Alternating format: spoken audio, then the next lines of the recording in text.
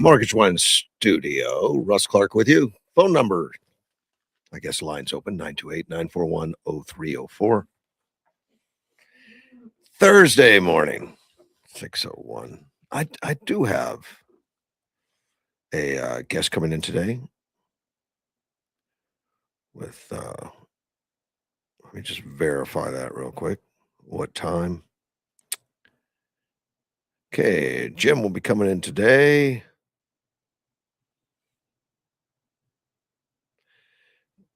7:30. Jim Pfaff, the conservative caucus, the conservative caucus. Make sure I got that right. Yeah, I read this yesterday, and I didn't bring it up. But social media, on just the impact it's had. It's amazing. I'm still trying to explain to my grandkids what life was like when I was their age. They just sit around in awe that we didn't have cell phones or social media. What did you do? It doesn't seem that weird. It would be now. Of course, so many things have changed, and so many things. It's been amazing. It's been amazing. The things have changed in my lifetime, even, and the things we're dealing with. Some struggles, some good. TikTok and Instagram, and I don't really use. I have a membership. I don't really use either one of them. I should probably. I mean, I should strengthen my social media as well as understand AI and a lot of things. I think I need to go back and take some classes. I know those classes are available too. They are. This article is more about the current generation that and how they're using TikTok and Instagram, and we hear about the negatives. We hear about the problems, and I think they're real. I think the problems are real. You spend too much time. You're looking at it. You're too much time on your phone, and just some of the taking yourself out of human contact, socialization, and all that. Growing up in the basement and having all your social contacts through the phones. I know those are extreme, but it's something to make sure your kids don't fall into. But a lot of kids are using TikTok and Instagram for recipes, cooking. It always surprised me. Never knew. Now, since I've been remarried, I've been cooking a lot more. Man, I mean, most guys barbecue or something, but I've been cooking a lot more, but more than barbecue. But the younger generation, the Generation Zs, says nearly 3/4 of Generation Zs have followed a diet or nutritional lifestyle in the past year. They've been following something. I followed a diet too. It's mostly donuts or something in the past, but I mean, this is healthy, eating healthy. And it's more than twice the rate of the baby boomers, which I'm in that crowd. Maybe if we'd had TikTok and Instagram, I would have eaten better. But I didn't know it'd be an outlet for that. What little I've looked at TikTok or Instagram, that's not what I saw. Was here's my best recipe. But that's according to the National Provisioner, which tracks national food trends. Didn't know we had anybody tracking that, but we do. It's predominantly early to mid 20s cite eating healthy as a top reason for cooking at home. 80% say they don't cook as often as they'd like, to mostly because they don't know how. I can't imagine. I don't know. When I was in my mid 20s, I was married. I didn't cook. I don't think. I don't think I did much. I think it was McDonald's. It was college. It was McDonald's. Well, I was out of college, maybe by mid 20s or so. But I just don't think it was something that I really thought about. I think we had a microwave. This article has one of the latest, Melissa Orr, 8-hour workday, same as anything else. I guess grandfather's in her life and all that. But she moved in. She says, I just put together what's available in the house, what's easiest for me. She rarely follows recipe, meal plans, and all that. I definitely sometimes like to go, but now a lot of that's changing. I think it's like most of it. You open up the refrigerator and just look. These kids are planning. Savannah Harris from University of Arizona, journalism senior, training for dance and all that. It's really becoming convenient being school and dancing, still having a meal ready. The structured routine saves her money compared to eating out. And I don't know if you've eaten out lately, but it's kind of high. Uh, I mean, you can't eat on the cheap anywhere, I don't think. And she keeps track of her performance goals. So her recipes on TikTok when she wants to make a cheat meal. Yeah, that's something that's not good for you, I guess. Um, she gets her meal inspiration from social media. Among 18 to 27-year-olds, 84% turn to TikTok. 75% use Instagram for food ideas. Never would have known. I guess it's always been a joke about, people go out to dinner, they take a picture of their food and put it on TikTok, which I always found amusing. Didn't think that was I didn't think that's something that would be that entertaining. People do it. I'm gonna have to look. I haven't done it. I read this the other day, but I haven't done it. Only 32% consult traditional cookbooks. That's a huge difference. You know, people always keep mother's recipes and all those kinds of things and cookbooks and all that. I mean, I guess that's baby boomers because right now, when you've got such a high percentage going to TikTok and Instagram, kind of amazing. Andy, who eats just junk foods on the phone. Good morning, Andy. Morning, sir. How are Hey, you? I'm fine. Why is it I can't hear your voice over YouTube? I get no sound on YouTube. Wow. Um, I don't know. I It's just got tuned it's in. I'm on my phone, and everybody else seems to be working. well, you did you try Facebook? I Wait, don't do Facebook. okay, it's all it, YouTube. There's no sound. well, that's distressing. I got people signed up listening. Yeah, 7. No, one. No, no, I got more than that.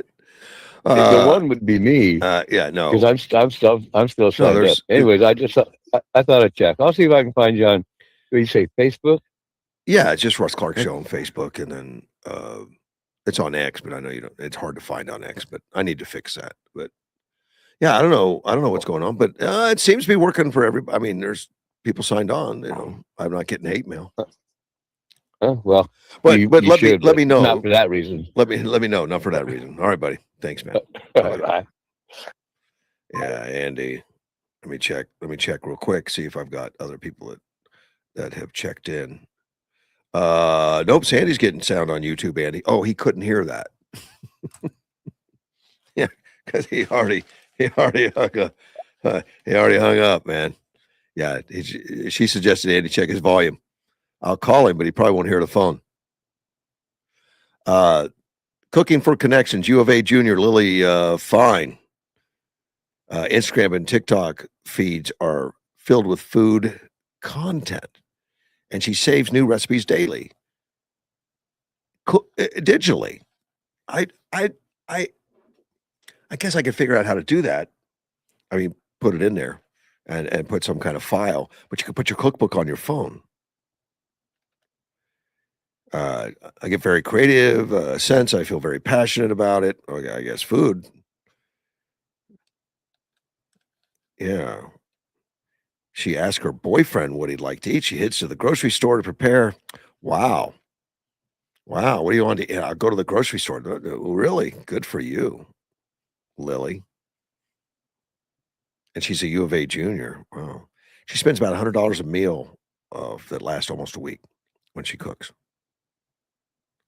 People grow up, they receive home cooked meals, are definitely more inclined to become cooks as well. One of the professionals, award-winning chef out of Tucson, uh, got a passion by having a mother in the kitchen and all that. So I guess I missed all that. Um, his advice to Gen Zs: start simple, cook what you like to eat. Yeah, what I like to eat. I thought at least that wouldn't be healthy, probably. Make a list of 10 things you like to eat, master those, and add 2 more, right? Don't do it all at once, is what she's saying. If cooking shouldn't feel like a chore. Just thought I'd share that.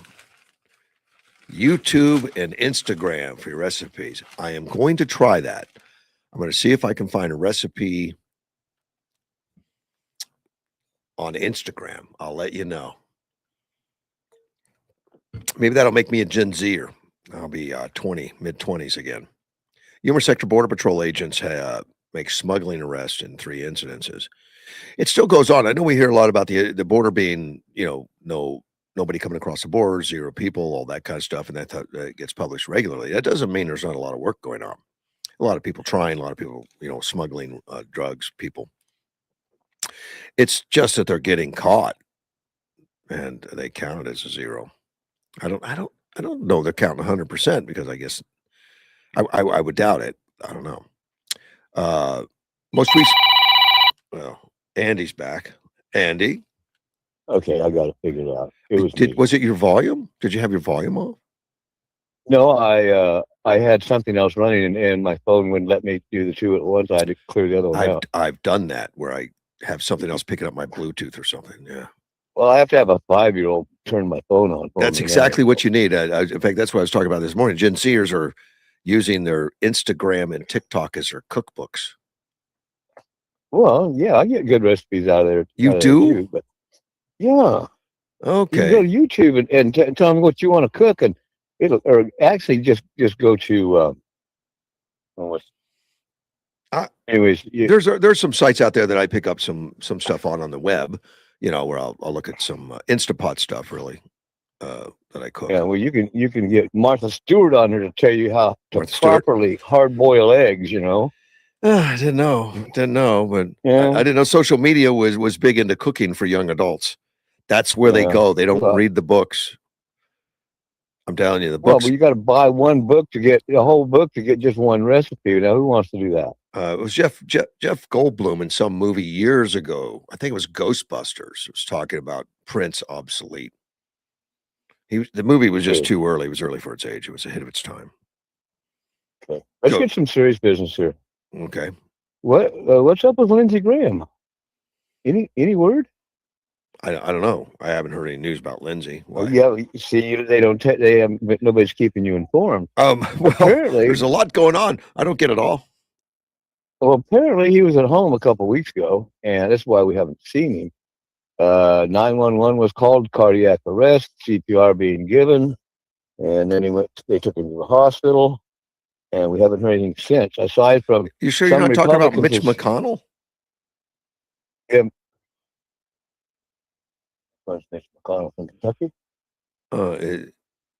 Mitch McConnell's the one that's been Mitch McConnell. He's been in the... Yeah, he's been in the hospital for 3 weeks. So it must be Mitch McConnell. Mitch McConnell, yeah. Yeah. Lindsey Graham's still out there shooting his mouth off. So here's what's great about, it's what's interesting about Mitch McConnell. He went in there, gosh, early this month. He went in there. Or no, last month. It's been like 3-4 weeks. And he had to go to the hospital. There was a 911 call, just like you said, and it was a life-threatening, or I got the impression it was a life possibility of problem with his life even. So then his wife goes over to China, and nobody knows where she was is. already there. No, she was already there, according to what I was watching last night. Well, one of us I got to check that then, because I heard that she left after he went to and wasn't really in contact, which she doesn't have to be, but she's the wife, she's not the senator. But and she met up with the vice president of China. So these rumors started, and I forget what started. One of the podcasters, somebody it came out and said that he was brain dead or died or something, and they were keeping him in there because Well, that was the governor. That was the governor that said that because they sent him a letter of content. You know, we want to see that you're alive. Otherwise, we're going to do a special election yeah, now. right, That was the whole reason. And that was the governor. that was yesterday. The governor, no, yesterday the governor asked for proof of life. Yeah. But before that, I mean, it was a few days before that somebody was saying he died, and I was watching another podcaster that was discussing that, and it started getting out there on social media and everything that he had died, and so two people came forward and said, no, I just talked to him yesterday for 20 minutes. Yeah. One was the Senate president, you know, for 20 Correct. minutes. And then another one was a CNN commentator. And they had the same conversation, said he was very articulate and had current knowledge of what's going on. He hasn't been articulate in months.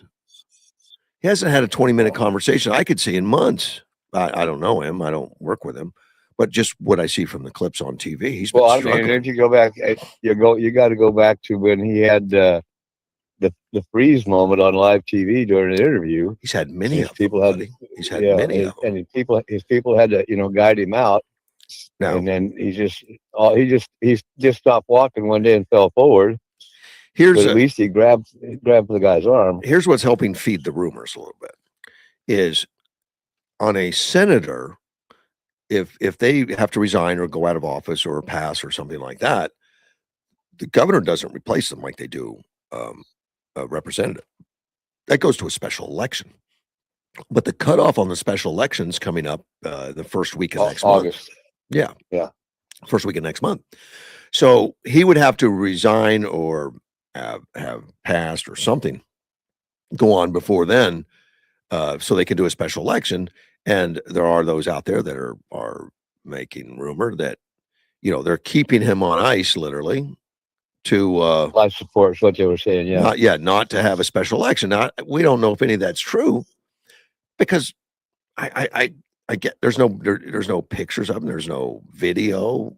Nobody says, well, I went to his room. A couple guys got calls and said they talked to him for 20 minutes. And that just happened because of all the noise that he died or rumors that he died.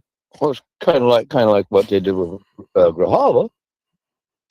Yeah, well, Grijalva was alive, and you did see him. In fact, but he was in a wheelchair and not moving. He didn't go to D.C. for a year. Yeah, he did talk to people. That's one thing we know. Yeah, he was talking to people, and but he didn't vote. He didn't vote for a year. He just stayed home or in hospice or whatever. But he was very ill. But Mitch McConnell, I'm curious, and can they keep it hidden until then? I don't think the governor's going to let it happen. The governor has asked, has demanded. I don't know why they would. I can understand the fact that it's going to have to go to a special election, but if it goes after the time, what do you say, August? Yeah, August 7th or 8th or something. The 4th, okay. At that point in time, if he passes, they can appoint one. No, they cannot. Correct? Nope. Governor can't appoint one. It goes to regular election. It'll have to go to regular election in November or something. Well, they can't appoint one now, can he? Nope. They can't appoint him, but they could go ahead and start the special election. And it's been suggested that he's so anti-voting rights that they're doing it because if they put somebody else in there, they would probably go along with Trump or something. They would elect somebody that would be pro, the Voting Rights Act, the Save America Act, and and that's all speculation, Andy. But it's interesting. It's all speculation. And why don't we get more? Why don't we a doctor come on and say he's fine or he's not fine or whatever? It wouldn't be that hard to do. Of course, he can't do that legally unless he's been told he's allowed to. The patient would have to say, oh, please tell him or something, because of private privacy laws. Doctors can't do that just on their own. Well, you take court order, but I don't know how much. I don't know what the governor can do. Is the governor allowed to storm into the hospital and say, I demand to see Mitch McConnell? I don't think so. I don't know though. I don't know. And he's asking for proof of life, huh? Yeah, you got to get that piece of paper from a judge.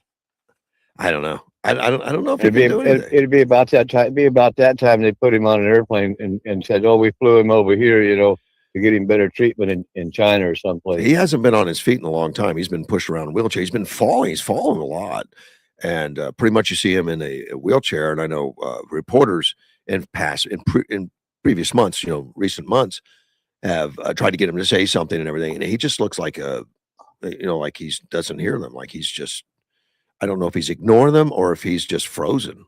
It's like he's a mannequin.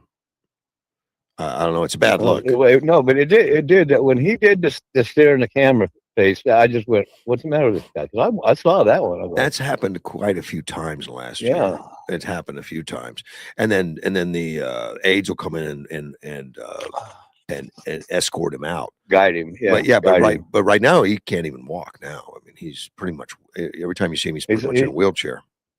He's one step worse than Joe Biden. How old? He's in his 80s, and they're saying he might run again, or he's running again. I don't know. Really?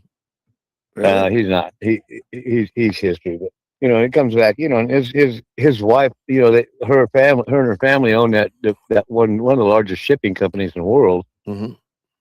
and supposedly that's why she stayed. In China. She's Chinese, apparently, right? Yes. Yeah, but they've been married for decades, or it's years, not like it's not like 30 years. It's a recent thing. It's for quite a while, but it's kind of surprising if he's really in the hospital. She takes off. Maybe not. Maybe I shouldn't be surprised. I mean, maybe. Well, if she set up this meeting with the vice president of China months ago, she can't just bail away from it.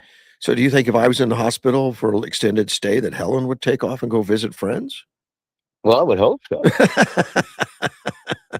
Nobody would blame her. I know. Right. Hey, no, I wouldn't blame her. Okay, Maybe. I mean, you go out and crash her. You go out and crash her nice truck and stuff like that. No, I'm not going to do that. I'm not going to do that at all. Well, I'm glad you got your YouTube fixed. Well, yeah, I did get that going. And I was kind of concerned. Who's playing what game? Because if you listen to everything, it's just kind of weird. Well, there have been games out there. They've canceled me in the past. They've turned me off before. Yeah. But I don't think in today's climate with Trump in office, it's going to be tolerated. I mean, if it happens, it'll get an instant attention. I would think it shouldn't happen right now. We're not. Hey, I know you live out near the river and all that kind of stuff. Oh yeah. I was reading a report that because we're back into summer weather and we got some warm temperatures and all that the Colorado is full of people and residents out there to beat the heat, jumping into the water. Well, there's appropriate areas for it. We don't have a trail over here that'll get you to the water. No, because we just don't want people down here. But we have the waterfront. Yeah, you're on private property, but I mean, that's all private property. But you're close to the river. I thought maybe you'd see a bunch of malcontents out there jumping in the water because they're too hot or something. I have too much foliage around me. There's 3 acres here, and I am 300 feet from the water. So you don't really have a clear view. You'd have to walk down there. And that water right down here in this area, it's down by the wetlands. Yeah, that water is deep and swift. Okay. Because the river narrows, so there's not going to we don't get anybody here below the city. 4th Avenue Bridge is about as far as people come down. But you're upstream from that, but you're downstream. I'm downstream. I'm downstream from the 4th Avenue Bridge. Oh, 4th Avenue. I'm thinking of the big. Okay, but you're downstream from the confluence where they all jump in with the. Yeah, way downstream. Yeah. Now my buddy Ty. He's upstream from the confluence about 4 miles. Okay. On his river property. Now, but those people jump in the confluence all the time. They have that float down. That's a business. Well, we have the inner tube guys that pick the people up over at the wetlands. You have all the wetlands parking lot. They pick the people up there. They drop. And then they take and that's just for people that don't have friends with 2 vehicles, I mean, you gotta, well, they supply them the inner tube and everything. Yeah, Yeah, so that's kind of you nice. pay a good price for it, Do and you? they drive you up there, and they say, "Okay, there's the river. Get in. Goodbye. See you down Dream." And they do. They meet them You down know, there. It looks like fun. I've never done it. you're too old for it, Russ. I should go for it. And they I've, float I've taken. right by you. They have to. You're just far enough off the river. You don't see them through the foliage. Well, they go right by me, and like I say, you get past where I live, you're already at the boat ramp. Yeah. Because we're sandwiched between Fourth Avenue Bridge and the West Wetlands. Yeah, but according to the article I'm reading here, it says that visitors and family members, tourists even, cool off in the water in Yuma. I Of didn't know it course was they that. do, I right? didn't know it was a big. Between it's right there from the Prison Hill Bridge. Yeah. There's that park there, and there's a lot of people down there all the time. They got covered parking under the freeway. I mean, there's a lot of people down Well, there. they got a little beach built there at West Wetlands. I've seen people in the water Now there. at the West Wetlands, or Oh at no. you're Underneath talking right there, at the Prison ocean Hill. to ocean bridge. Yeah, Prison Hill. Right. Right. Yeah. Yeah. And then, like I say, there are some beaches farther up, and that we had one that used to be called the Tree, but somebody got crazy and burnt the tree down. Had a big cottonwood tree up there one time. That was kind of halfway between the confluence and the Fourth Avenue, but it's about halfway between the confluence and the Prison Bridge. Okay. So, All right. I didn't know if you had partiers or bugging you because they're making noise for you out there. no, I'll just sick the goats on them. Okay. All right. Keep them calm, man. No, there's no access to the river. Well, I got access. I got my own private little spot where I got a dock down there, but you can't get there from here. It's like Oklahoma. Well, you're on a private road right there. Yeah, I'm the only one that drives up and down it. I come over to see you. No one shot me yet. Well, I wasn't awake then. All right. I appreciate it, buddy. Take care of yourself. All right, man. Stay out of trouble. All right, bye-bye. As Mr. Andy calling from his river, which is kind of interesting. You wouldn't even know it's there. You drive by it, you wouldn't even know Andy's in there. A lot of foliage. It's near the West Wetlands, but yeah, there's private property out there too. There's people that live out there in the bushes. He lives in the bushes. So we're talking about Yuma Sector Border Patrol agents. On June 30th, Yuma Sector agents stopped a vehicle near Araby Road and Ela Ridge Road. So it's not just at the border. I mean, they're active throughout the county. It looks like agents arrested the driver, who was a U.S. citizen, determined he was attempting to smuggle a Mexican national unlawfully present in the country. And the driver will face prosecution for alien smuggling, and that's not a small thing. Passenger to be processed for deportation. So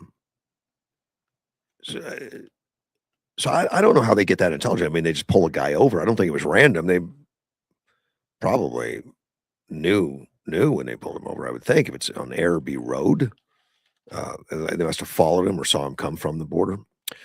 June 20th, agents counted 5 individuals, local gas station, and determined 4 were Mexican nationals in the country illegally, including 2 unaccompanied minors, which is scary. We hear a lot about the kids that disappear. Or disappear just means the government doesn't know where they are. Somebody does. I mean, it could be foul play or it could be, family. They don't know. All 4 were arrested, placed into deportation proceedings. The 5th, a U.S. citizen. Now, see, when you say a U.S. citizen, that's trouble because prosecuted for alien smuggling. I don't know what the term, what the fine is, but I don't want to face that. On June 14th, near San Luis, agents arrested 2 individuals attempting to enter the U.S. Now, that was on the border. And remember, during Joe Biden, attempting to enter San Luis would just be a normal Tuesday. And can I carry your bags and help you get to processing so we can turn you loose in the country? Now, attempting to enter is a problem. And especially when the records revealed on one of the men from Mexico, one from Dominican Republic, and had criminal histories involving narcotics, distribution, and smuggling, also affiliated with a cartel, violent criminal organization, uh, and each had been previously deported. And I guess that's like a felony now. They face felony charges for that, for illegal entry. I I don't I don't think the Biden administration was doing anything about that stuff. It may have been a felony, but it's not a problem if you don't prosecute it or charge it. So I like that they put that in there so that we just understand. There's a new sheriff in town, and it's not a matter of comprehensive border reform like the Biden administration tried to shove down our throats for 4 years. That's the reason he couldn't do anything, because he needed a comprehensive, bill passed, bipartisan bill, which was impossible because it would have been so unfavorable. It would have helped increase illegal import to people in instead of curtailing it. The books have always, I mean, there's always been laws on the books that are going to take care of it. The Biden Harris administration refused to do anything, and they just opened it up, and no indication of that when he was running for office that was going to happen. So be careful. I mean, those questions. I mean, I guess they need to be asked, but they're going to lie to you anyway. They're going to lie to you anyway about all that. But the amount of damage he did to the country, I don't know if we could put a dollar amount on it or anything, but to this day, I mean, Tom Homan and company, they're trying to get 10,000 people a month out. That may sound like a lot. I think it's 10,000 a month, or maybe it was 10,000 a week. I can't remember now. Recently, they've been hitting some, but even so, if it's 40,000 a month, um, you know, 10 months is only 400,000 people. Well, we had many millions come in. It's just like a long time, and of course, the targets are the ones that have either a criminal history, like the ones they just arrested, or charges. Charges, they're wanted for some criminal activity, and the press doesn't really do a good job of explaining that. Quite often, they'll come out with these stupid numbers that that Holman was lying because he said he was going to go after criminals, but only then they come up with these low numbers, like only 7% or something have felonies or something. Well, that might be true. Only 7% have felonies, but a lot of them have criminal history. They wouldn't go after it, and when they say that they've been convicted and put in jail at one time or something like that, that's not what the list is. They've got warrants, for other countries, warrants for this country on criminal activity, and they're on the run quite often.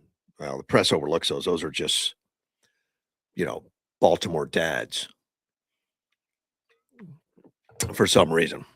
There was a column in the newspaper the other day that I read that, an editorial guest column by Christine Flowers that talks about birthright citizenship.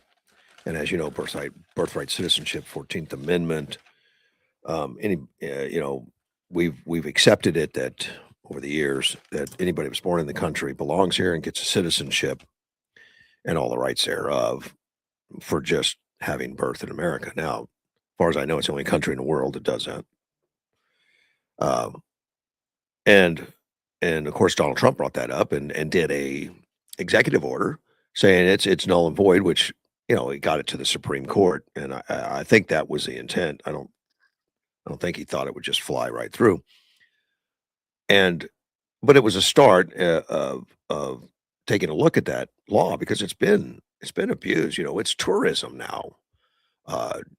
There's a lot of companies, or have been a lot of companies. I don't know if they still exist. A lot of companies have been in the business of bringing people in from places like China that are very pregnant. They set it all up and they say, well, before your birth, we're going to set you up in this hotel, get you some, hospital and all that kind of stuff, and people pay for it just so they can get a citizenship for their child for whatever reason and become U.S. citizens and then take advantage of that citizenship. And that happens with tourism because it's advantageous to have that citizenship, particularly if you're going to be a foreign country like China that wants to spy on us and everything else.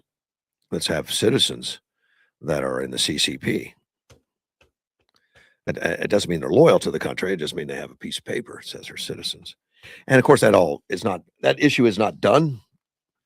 I know the Congress is now looking at passing some laws somehow on helping to do that and see if that can't get through the Supreme Court and control it. And I know right now they're going after a lot of those businesses that are doing the tourism, for having a child.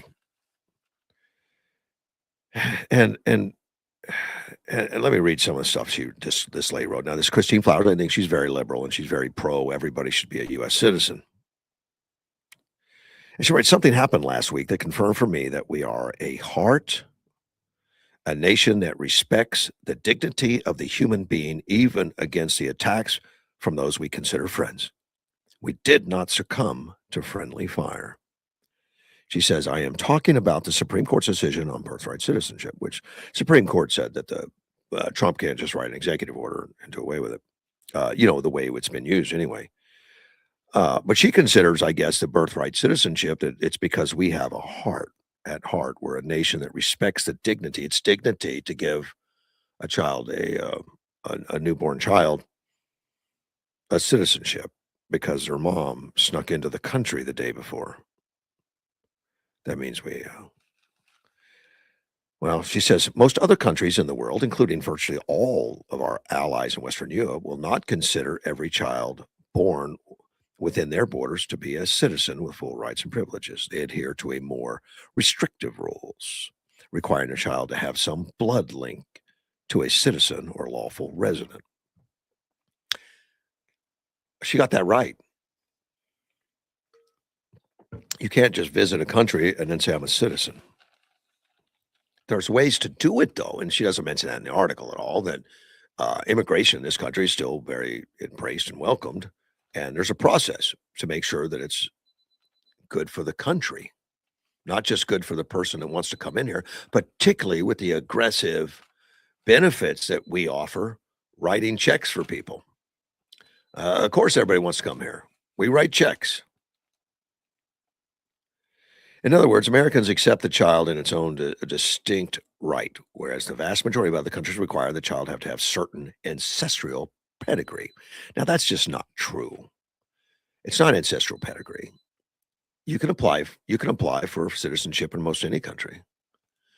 You don't have to have an ancestral pedigree, but yes, to have it instantaneous, you have to be born here in America, and you get that instantaneous is what she's after. Birthright citizenship derives from the words of the 14th Amendment, which clearly state all person born or naturalized in the United States and subject to the jurisdiction thereof. That's the rub, the jurisdiction thereof, and the meaning behind that. And I won't go into that now, but it's not that cut and dry. Are citizens of the United States and of the state wherein they reside. As conservatives, now she's not a fan of conservatives, I take from her writing. As conservatives started ramping up their campaign against illegal immigration over the last 40 years, we, I suppose, focus on the principle of anchor babies, namely those U.S. citizens' children who are born to parents illegally present in the United States. They view these children as anchors, which would, and I've heard the term many times, which would give these illegal parents a right to stay in the U.S. Of course, that was a very simplistic view of a larger problem. I like that when the liberals just go to it's a very complex. Well, quite often it's not. Quite often it's been calculated that, you're pregnant. Well, let's make sure we get into the United States to have our baby for a lot of reasons. And they don't charge you. It's free. And baby gets citizen and we get some money and we have an opportunity to go live there. And they have, like the Somalis have, tied into the welfare systems in huge percentages. So it's free money. because you had been there at more simplistically, it was a larger problem because unless you had been here at least 10 years and a child had turned 21, the anchor was more like driftwood. What?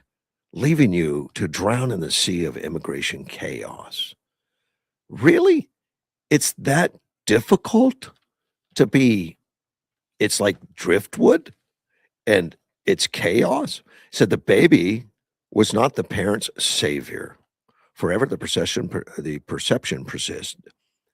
Illegal aliens are crossing the border to drop anchor, so to speak, get their little citizen babies, and then use them later for immigration advantages. Well, it's not just a perception, it's reality. I'm not a big world traveler. I've talked to many that are, and I know Edward's been to a lot of foreign countries. He was in South America, and there's billboards out there on how to do it. They're advertising, they're marketing on how to do it, how to get it done. Go have your baby in America or break in, or now's the time. Here's all you have to do. And there's organizations out there that will brief you on what to say. On how to get into the border. Just walk right up to a border patrol and announce asylum. You know, not automatically, I guess, freezes thing. At least it did during Biden. That just guaranteed that you got money and you got here and you had a baby. You're anchored here forever. And she seems to ignore all that, like she doesn't even know it exists. And that's exactly why birthright citizenship became the target of right-wing activists who believe eliminating what they viewed as misunderstood and misinterpreted quirk of the 14th Amendment would solve the immigration problem. I don't know that statement to be true. I don't think that anybody saw that as solving an immigration problem, but it definitely will solve that problem, that specific problem of children that come into the United States or people that come to the United States to have a child specifically just so they can stay here and take advantage of our generous welfare system. There are conservatives who will tell you in a sincerity that they don't believe the amendment was ever intended to reward illegal alien parents by granting such a great gift to their progeny. I would be one of those. I think the intention of the 14th Amendment were very obvious. It happened right after slavery and the question on whether the freed slaves and all were citizens of the United States and all that. And they just wanted to clear that up. And in doing so, they probably caused a few problems. There's always unintended consequences. They were arguing in good faith it was only directed at former slaves in order to protect the newly independent status of the U.S.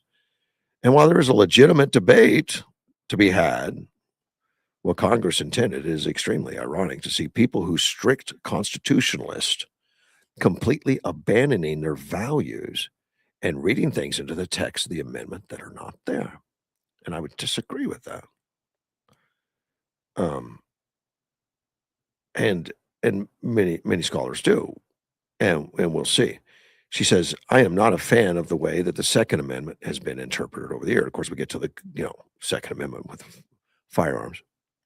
And my opposition became even more entrenched after Newton. Now she's talking about a place where somebody used a gun in a heinous way in a kindergarten classroom 2 weeks before Christmas, murdered children in cold blood.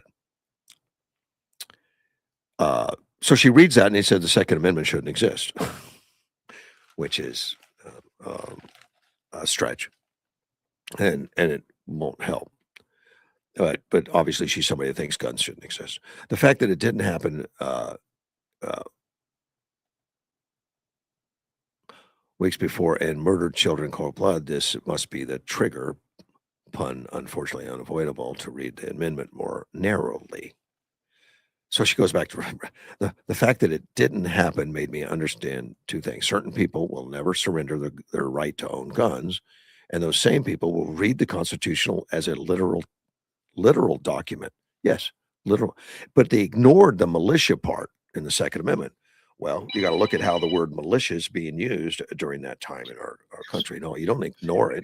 You look for the definition and the intent, and I think that's what you do. Good morning, Mad Mike. You remembered. Thank you. You got me fired up. Uh-oh. Go ahead. I'm earning my moniker, my nickname now. Uh-huh. You know, you want to take away guns because a gun was used and someone died. You should take away cars because cars were used and people die far more than are killed by guns. Liberals like cars, though, so they're not going to say that. But they like cars, so they're being selective. But her point was that, well, if we were literal people, like conservatives were literal, we'd understand that we ignored the word militia. Well, that's absolutely wrong. We don't ignore the word militia, but you look for its usage and definition at the time. I mean, the definition of the militia at the time was more about being, well trained and stuff. My understanding of the intention of the Supreme Court is to interpret the Constitution, the laws that come, or the cases that come before it, based on, the Constitution. And there you have originalists in the court who want to strictly go by what was written at the time, and you take that to the extreme.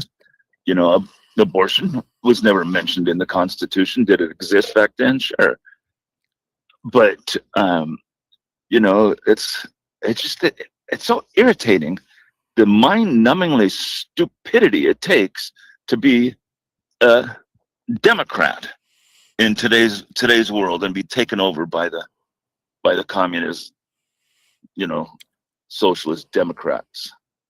It's just really irritating. Oh, yes, and they want to interpret the language the way we use it today versus how historically. And I know Supreme Court Justice Ketanji Brown says, you guys are too literal. You're too literal. That's what their job is. That dumb bunny. She's horrible. Oh, she is. She's an idiot. And they want to interpret things to their own advantage.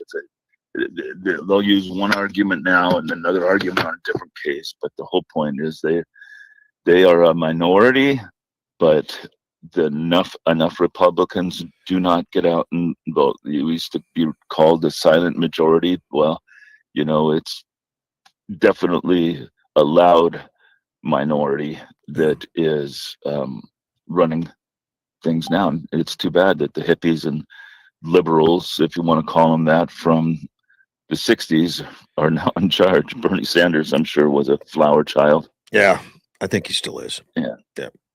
Probably. All right, I got a quick question for you, then I'll let you go. Who's your financial guy? He used to come in on Fridays. Tom Rush over at what's the name of the business? It's right there on 16th Street by Smart and Final. Yeah, and they have an El Centro location. Human Investment. Yeah. You ever going to have him in again for a conversation? Oh my God, I hope not. No, I don't know. I don't know. Yeah. You don't like him? Oh, he's fine. He's a great friend. I've known him for many years. I just want to get a free question in without a what's lawyer's fee? Oh, I can find out for you. But we're we haven't decided, and that's it's not going to be my business. It's actually going to belong to Derek Egbert. And but we sit down and discuss those things about what we're going to do, because if things go well, we're going to be back on regular air this fall at some point. If there's no hiccups. But that's a good discussion. Do I want a something like that? If it's not him, someone else, of course I do. And I would like to have a lawyer segment at least once a month. I'd like to have a financial segment, we bring in professionals. Those kind of things. It'd be great if I liked how you had Decent Garner Mondays. Oh, I love those guys. Yeah, and the Mormons, Well, yeah, they are. They're great people. Even though they're Mormons, they're great people. They, I know. Though, because I've caught them lying. I've listened. Blah blah blah. Don't get me started. I stepped into that one. But okay. I liked them, listening to them on Mondays. I liked the hour you had chamber chatter. I liked the Financial Friday guy.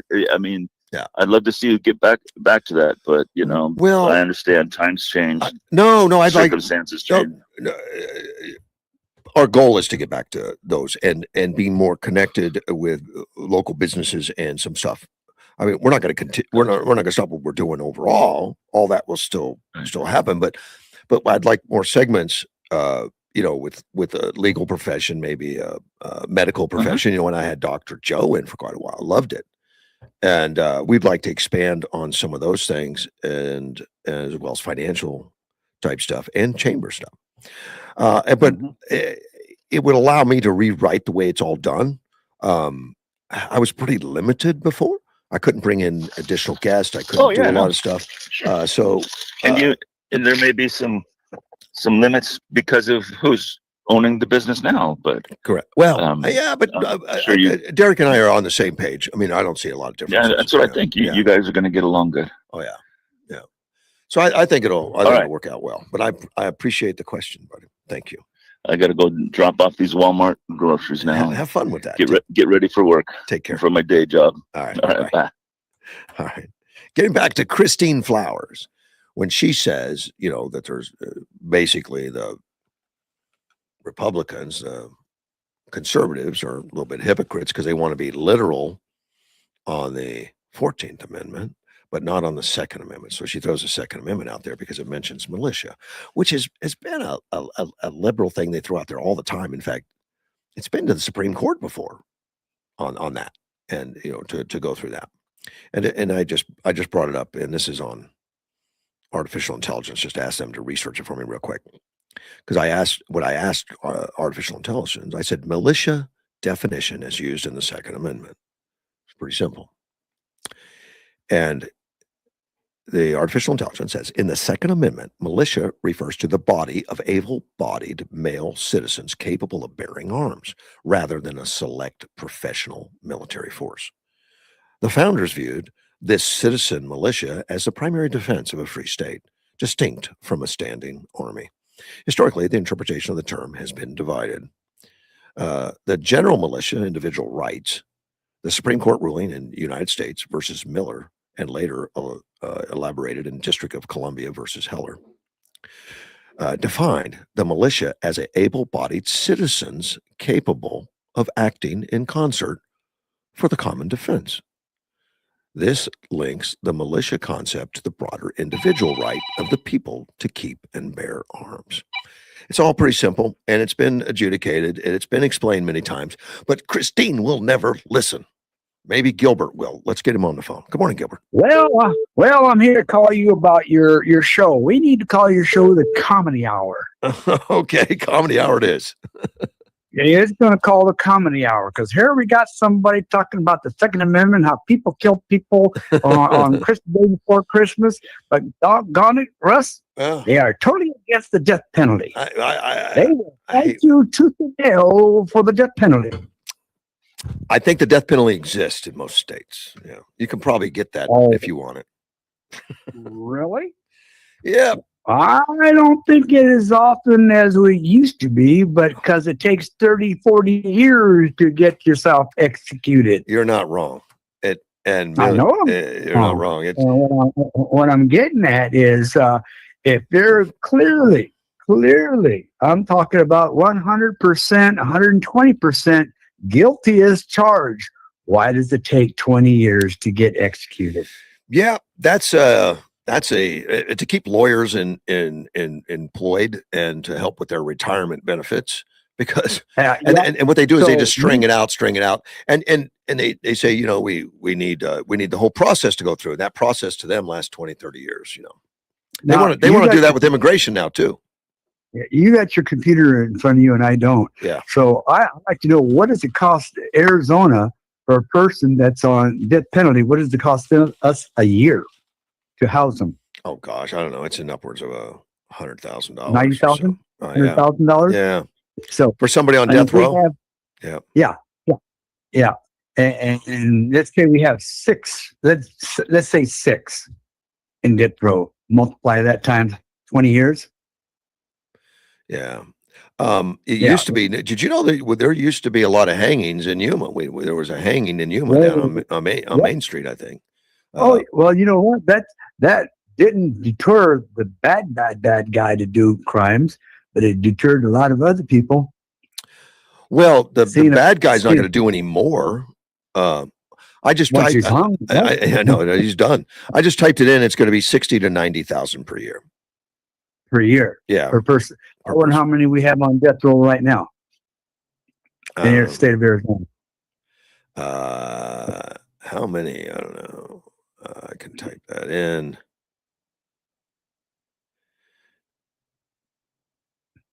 On death row.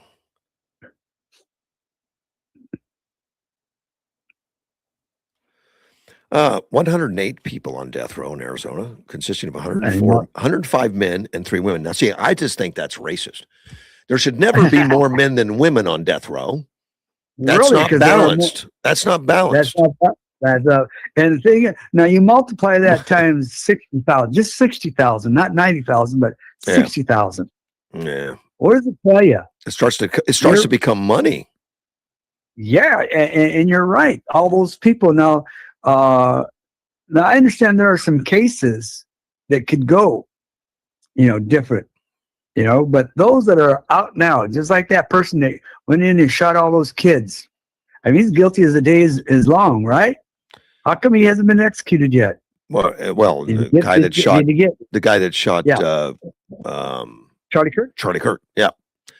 Yeah. Well, look what's going on. Yeah. Have you seen the trials on that? The fiasco? I have seen some of it. Yeah.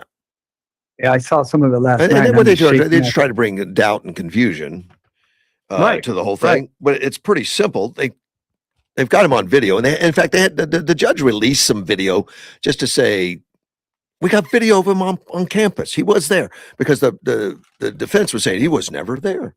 Yeah, he was. Yeah, he was. Yeah. He was right there. He pulled the trigger. And Mrs. Kirk had to sit there and listen to all this crap. She forgave him. That woman, a Christian. That woman's amazing. Yeah. I mean, how many people are that big? You know what? I'd hope I would be that way, but you hurt my children or my wife. Yeah. I know I'm told to be forgiven. And the best I can say is I'll meet you in hell. Yeah. Yeah. That's all I can say. Yeah, but I'm laughing at this woman talking about all this. But where is she at the death penalty? And all the liberals that say that, where are you at the death penalty if your child is raped, killed, mangled? The fact that she forgave him, she's not asking the courts to do that. He needs to pay the price of man's laws, even Christian or not, man's laws, or they are supported, and but that doesn't mean she doesn't forgive him herself. But he still has to pay a price. And forgive isn't forget. You don't give him another gun. Right, exactly. And I got to give credit to the parents that turned him in. They could have looked the other way. But a lot of parents would, a lot of parents would, and I've never understood that. But they think they're doing their kids a favor. I don't want to get them in trouble. So they'll lie to the cops. They'll hide drugs. They'll do whatever they can to keep their kid out of trouble. Let me say, they're already in trouble. What they need right now is help. And if they don't start paying a price for wrongdoings, what you're going to do is make it a more of a standard for them to not care about laws and not care about safety, not care about other people, and their life is set. They're going to continue down that path of it doesn't affect me. I'm entitled. So we can say it becomes they're accessible to commit crimes without any type of registration at all. Right. Look at what those four guys beat up this one white kid, stole his gold off of his body, ripped his shirt off, kicked him in the head, kicked him in the butt, and you know what? They were all ski masks. Shouldn't we have a law because they're doing this? You can't go masked anymore in public. Only if you're an ICE agent, you can. Well, I'm talking to liberals, but like that. Only ICE agents can't do it. But shouldn't we have something about that to protect our community? Well, Yeah. It's one of those damn if you do, damn if you don't, because those kids, just like back when with COVID, they had their face covered with masks, and they go in there and rob stores. They couldn't be identified, and their excuse was, "I have to wear this mask in order to protect myself from COVID." You're right. Right. Well, it used to be you couldn't go into a bank and stuff with a mask on. They would have you remove it. I understand that. Yeah. But they allowed people with masks to go in the bank during COVID. Am I correct or Oh am I my wrong? gosh, yes. I think they still do now because there's so many people out there that still think there's a need to wear one. Yeah. Right. To me, so it's one of those damn if you do, damn if you don't. But these kids are getting away with a lot of stuff because they're masked. I mean, remember that we used to have a problem with kids with hoodies. Well, they've got rid of the hoodies and come with ski masks. It's a lot cooler. Yes. Well, and the reason to wear a mask is because there's cameras everywhere, and they're fully aware. Well, we know that. Yeah. We know that, and that's what I'm saying. I think anytime there's protests out there, you have to be maskless. Yeah. If you're going to go out and protest, you have to be maskless, and if you're out there with a mask, you'll be arrested. I don't know if we have that anywhere in the United States. I know. I don't know how I'd feel about that. But I don't know. Ask yourself, Russ, how are we going to protect our communities when these kids are allowed to go out there? People, not kids, just people, go out there with masks on and protest and throw beer and bricks at our police officers. Yeah. Unless we start shooting dye and hitting them with dye, and we'll be able to prosecute them that way. But as long as they got masks on, how are we going to see who's who? I don't know. We got to protect ourselves, Russ. It's to the point we got to protect ourselves because the bad guys are using our laws to protect themselves. All right, buddy. I agree with you. All right, man. Thank you, sir. Bye-bye. I'm going to check on that, but Chris Larson wants me to call him. Let me see. Or he tried to call in. Chris Larson. Let me just call him.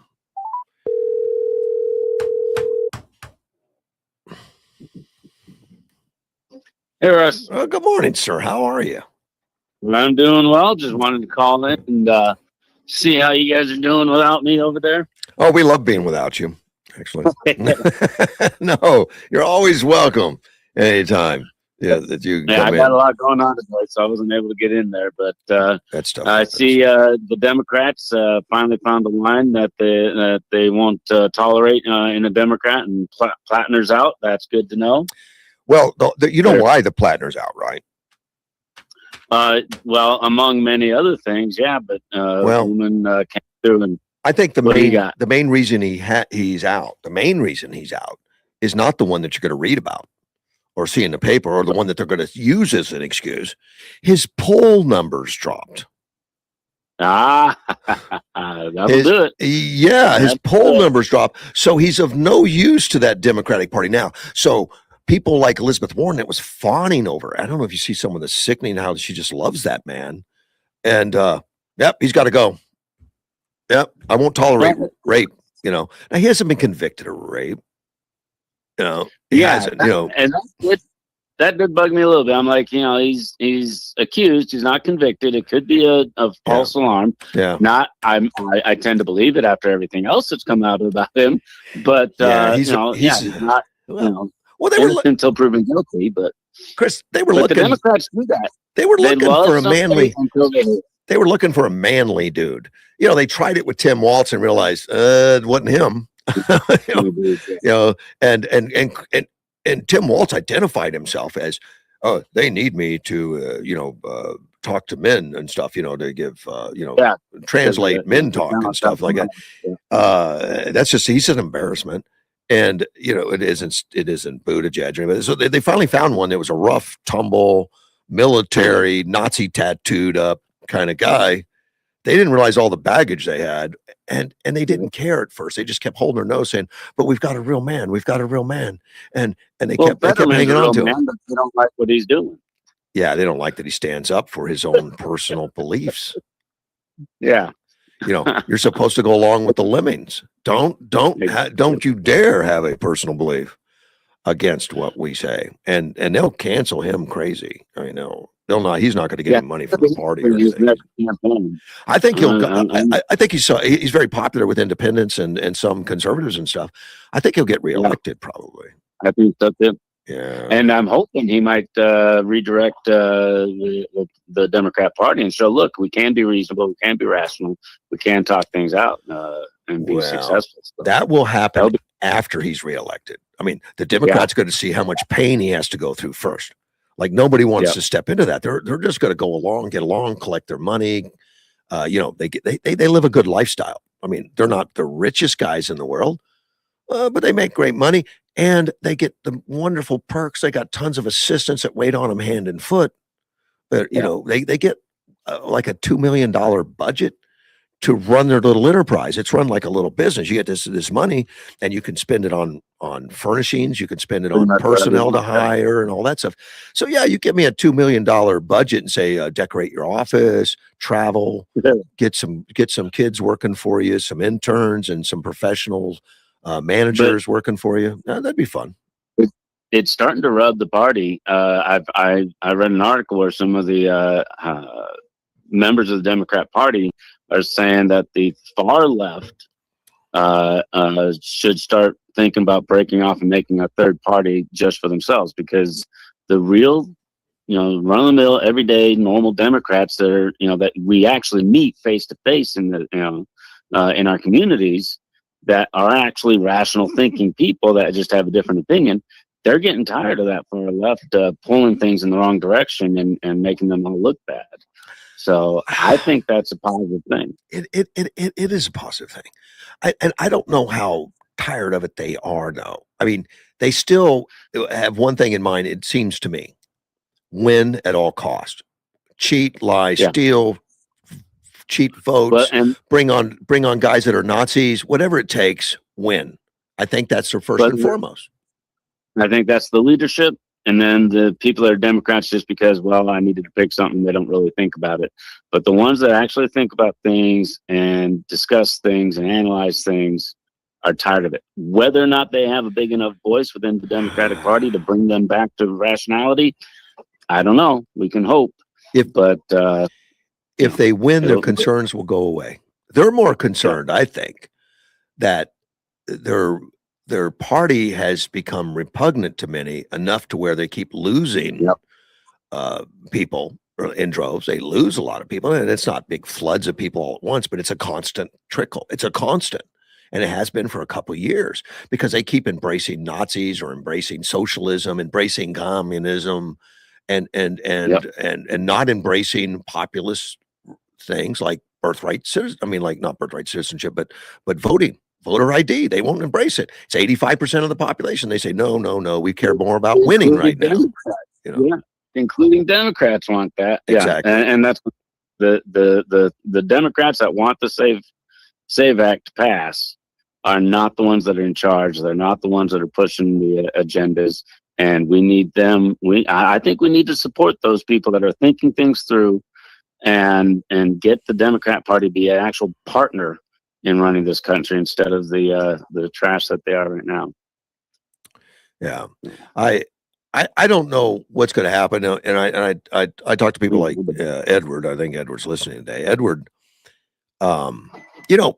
he's convinced that conservatives and Republicans are always will screw up something and tear it up and lose. They're not going to pay attention to the winning. And the Democrats are going to be focused only on winning, and quite often they're going to win more than what you think they would based on the population and what the value systems are, because that's what they focus on more. Yeah. Well, and there's the saying that you can't lead, you can't be functional in the government unless you win your election. But there's a line: you got to be winning for a purpose, not just winning to win. So. Well, I think so. And I think, morals and everything else come into it, doing that. And Republicans are less like lemmings, less, going along and all that kind of stuff. Yeah. And they'll trip each other up and they'll keep each other in check. And if a Republican's out of line, they'll quickly say, bye, gone. I mean, Democrats do that once you reach a certain level that you're hurting the party, not a level of morals. I mean, they embraced Plattner with the Nazi tattoo Yeah. and all his other baggage and all that because he had poll numbers that were cut. And we care more about winning. And we can get Susan Collins gone. And Susan Collins is not my favorite conservative. In fact, I think she's horrible at times. But she helps the balance of power lean towards conservatives in the Senate. And since there is no one else stepping up in Maine, and Maine is primarily Democrat, and keeper. Your objection with Collins is her ideas. You could debate that. It's not her, morals. It's not her behavior. It's just something that, she has a different idea. I have this idea. We can talk about it. But with something like Plattner, it's just everything about him was terrible. And he lies constantly. He lies about the tattoo. I didn't know what it meant. I just have it. And then you start talking to people who've known for a while. Says, yeah, he bragged about it all the time. He's got his Nazi tattoo. Yeah. So you get all these conflicting stories coming out. You don't know what's true and what's not true, but when you get this preponderance of evidence and stuff of consistency of evidence, plus his attitude is so caustic that you think, wow, this guy's a bad dude. There's something wrong with him. Now we don't have to close it down. Yeah, and a lot of his writings early on were just anti-Semitic and everything, and he's just antisocial, I think. Doesn't like police, doesn't like military. He was in the military, doesn't like military. He thinks they're all stupid, I got to get going. See you, I got buddy. things I got to do today. Hey, I appreciate the call. Good hearing from you, man. Take care. Bye-bye. Yeah. Let me just wrap up. And I've got an interview coming up in 15 minutes with Jim. But wrapping up this birthright citizenship from this Christine Flowers. Which I think she's off base on all this stuff. But honestly, I wouldn't mind having her in here to discuss it rationally. All her points that I think are just off base and half thoughts, half truths. She talks about conservatives.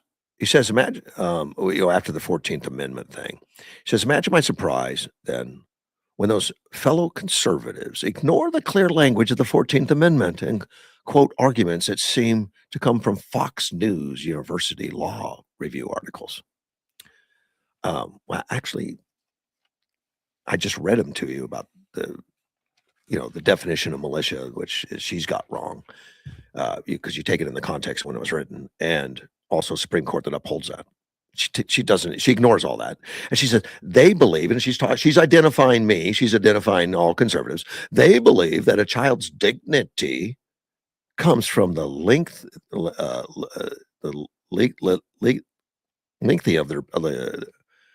their parents. And most of them are self-described pro-lifers. Legality of their parents. I mean, whether they're in the country legal. That's where the dignity comes from, if you're legal, which is just a ridiculous statement. And most of them are described as pro-lifers. Yeah, but most conservatives are pro-lifers, not all, but most. Thankfully, I live in a country where these people don't yet write the laws, interpret the laws, or apply the laws. And for that, at least, I give thanks. What do you mean you live in a country where conservatives don't write laws, interpret laws, or apply the laws? They do. Pro-lifers do. Any elected official does. So I don't know where she gets that. I don't understand, Christine. I don't understand the liberal mind hive, I guess. I don't completely. But I respect the fact that she puts it in words, and I respect the fact that she writes it up and puts her thoughts and beliefs, because it gives us insights. It gives it insights as to how she thinks and what she thinks, and a better understanding of what and who we're dealing with. So I appreciate her for that. I do.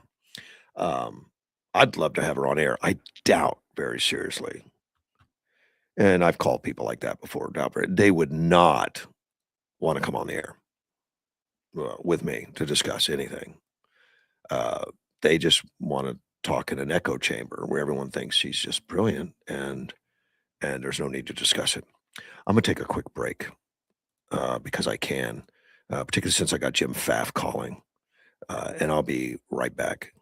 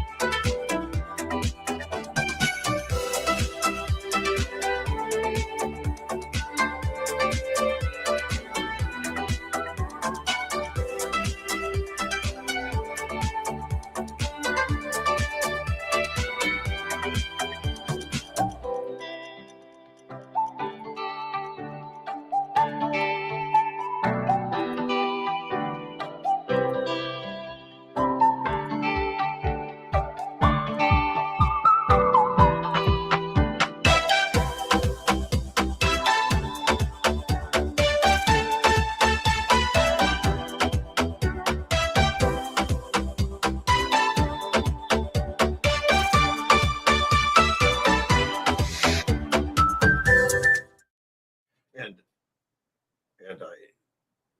I am back. Yeah, I got the wrong thing. Jim Pfaff should be calling in here in about 11 minutes with the Conservative Caucus. Always enjoy it. Just and he's in the Washington D.C. area normally. I don't know if he completely lives there or if he just works there or whatever. But a lot of great insight. Enjoy having him on. The let me see. One of my listeners.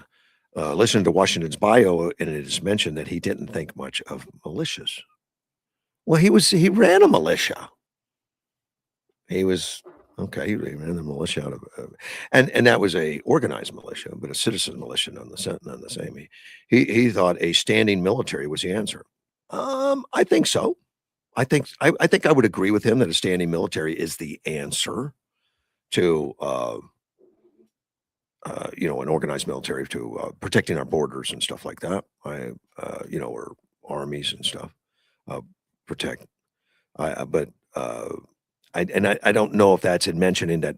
Well, since we don't need militias anymore, like organized the militias as a reason for citizen gun ownership is a moot point.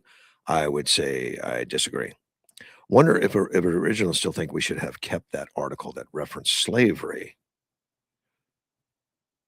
Wonder if originals still think we should have kept that articles that referenced slavery. I think so. I think at the time that was the only, and if he's talking about the original Constitution on how we have slaves mentioned as I think 2/3 of a person or something as counted towards representation, not that they're 2/3 of a person, but towards representation. I think that's the best they could get at the time. Some founders were vehemently opposed to it, Patrick Henry and so on. He calls a few a good document, but not sacrosanct. Jefferson was duplicates against Adam, duplicity against Adams, Washington towards the end of Washington's life. Well, yes. I mean, they were all individuals, and they, of course, you had a lot of people in the room, and nobody agreed 100% on anything. So there was probably friction amongst them always, but they somehow hammered out a wonderful document. Politics is dirty business, split at both sides. Morality goes out the window.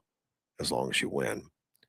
I think there's a degree of that, and I think there's the tolerance of morality going out of the window is not as embraced as you think it is.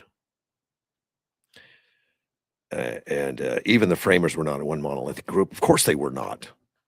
And if you look at the history and look at it, the framers were not monolithic. It didn't take them a couple days to put together the Constitution. It took months.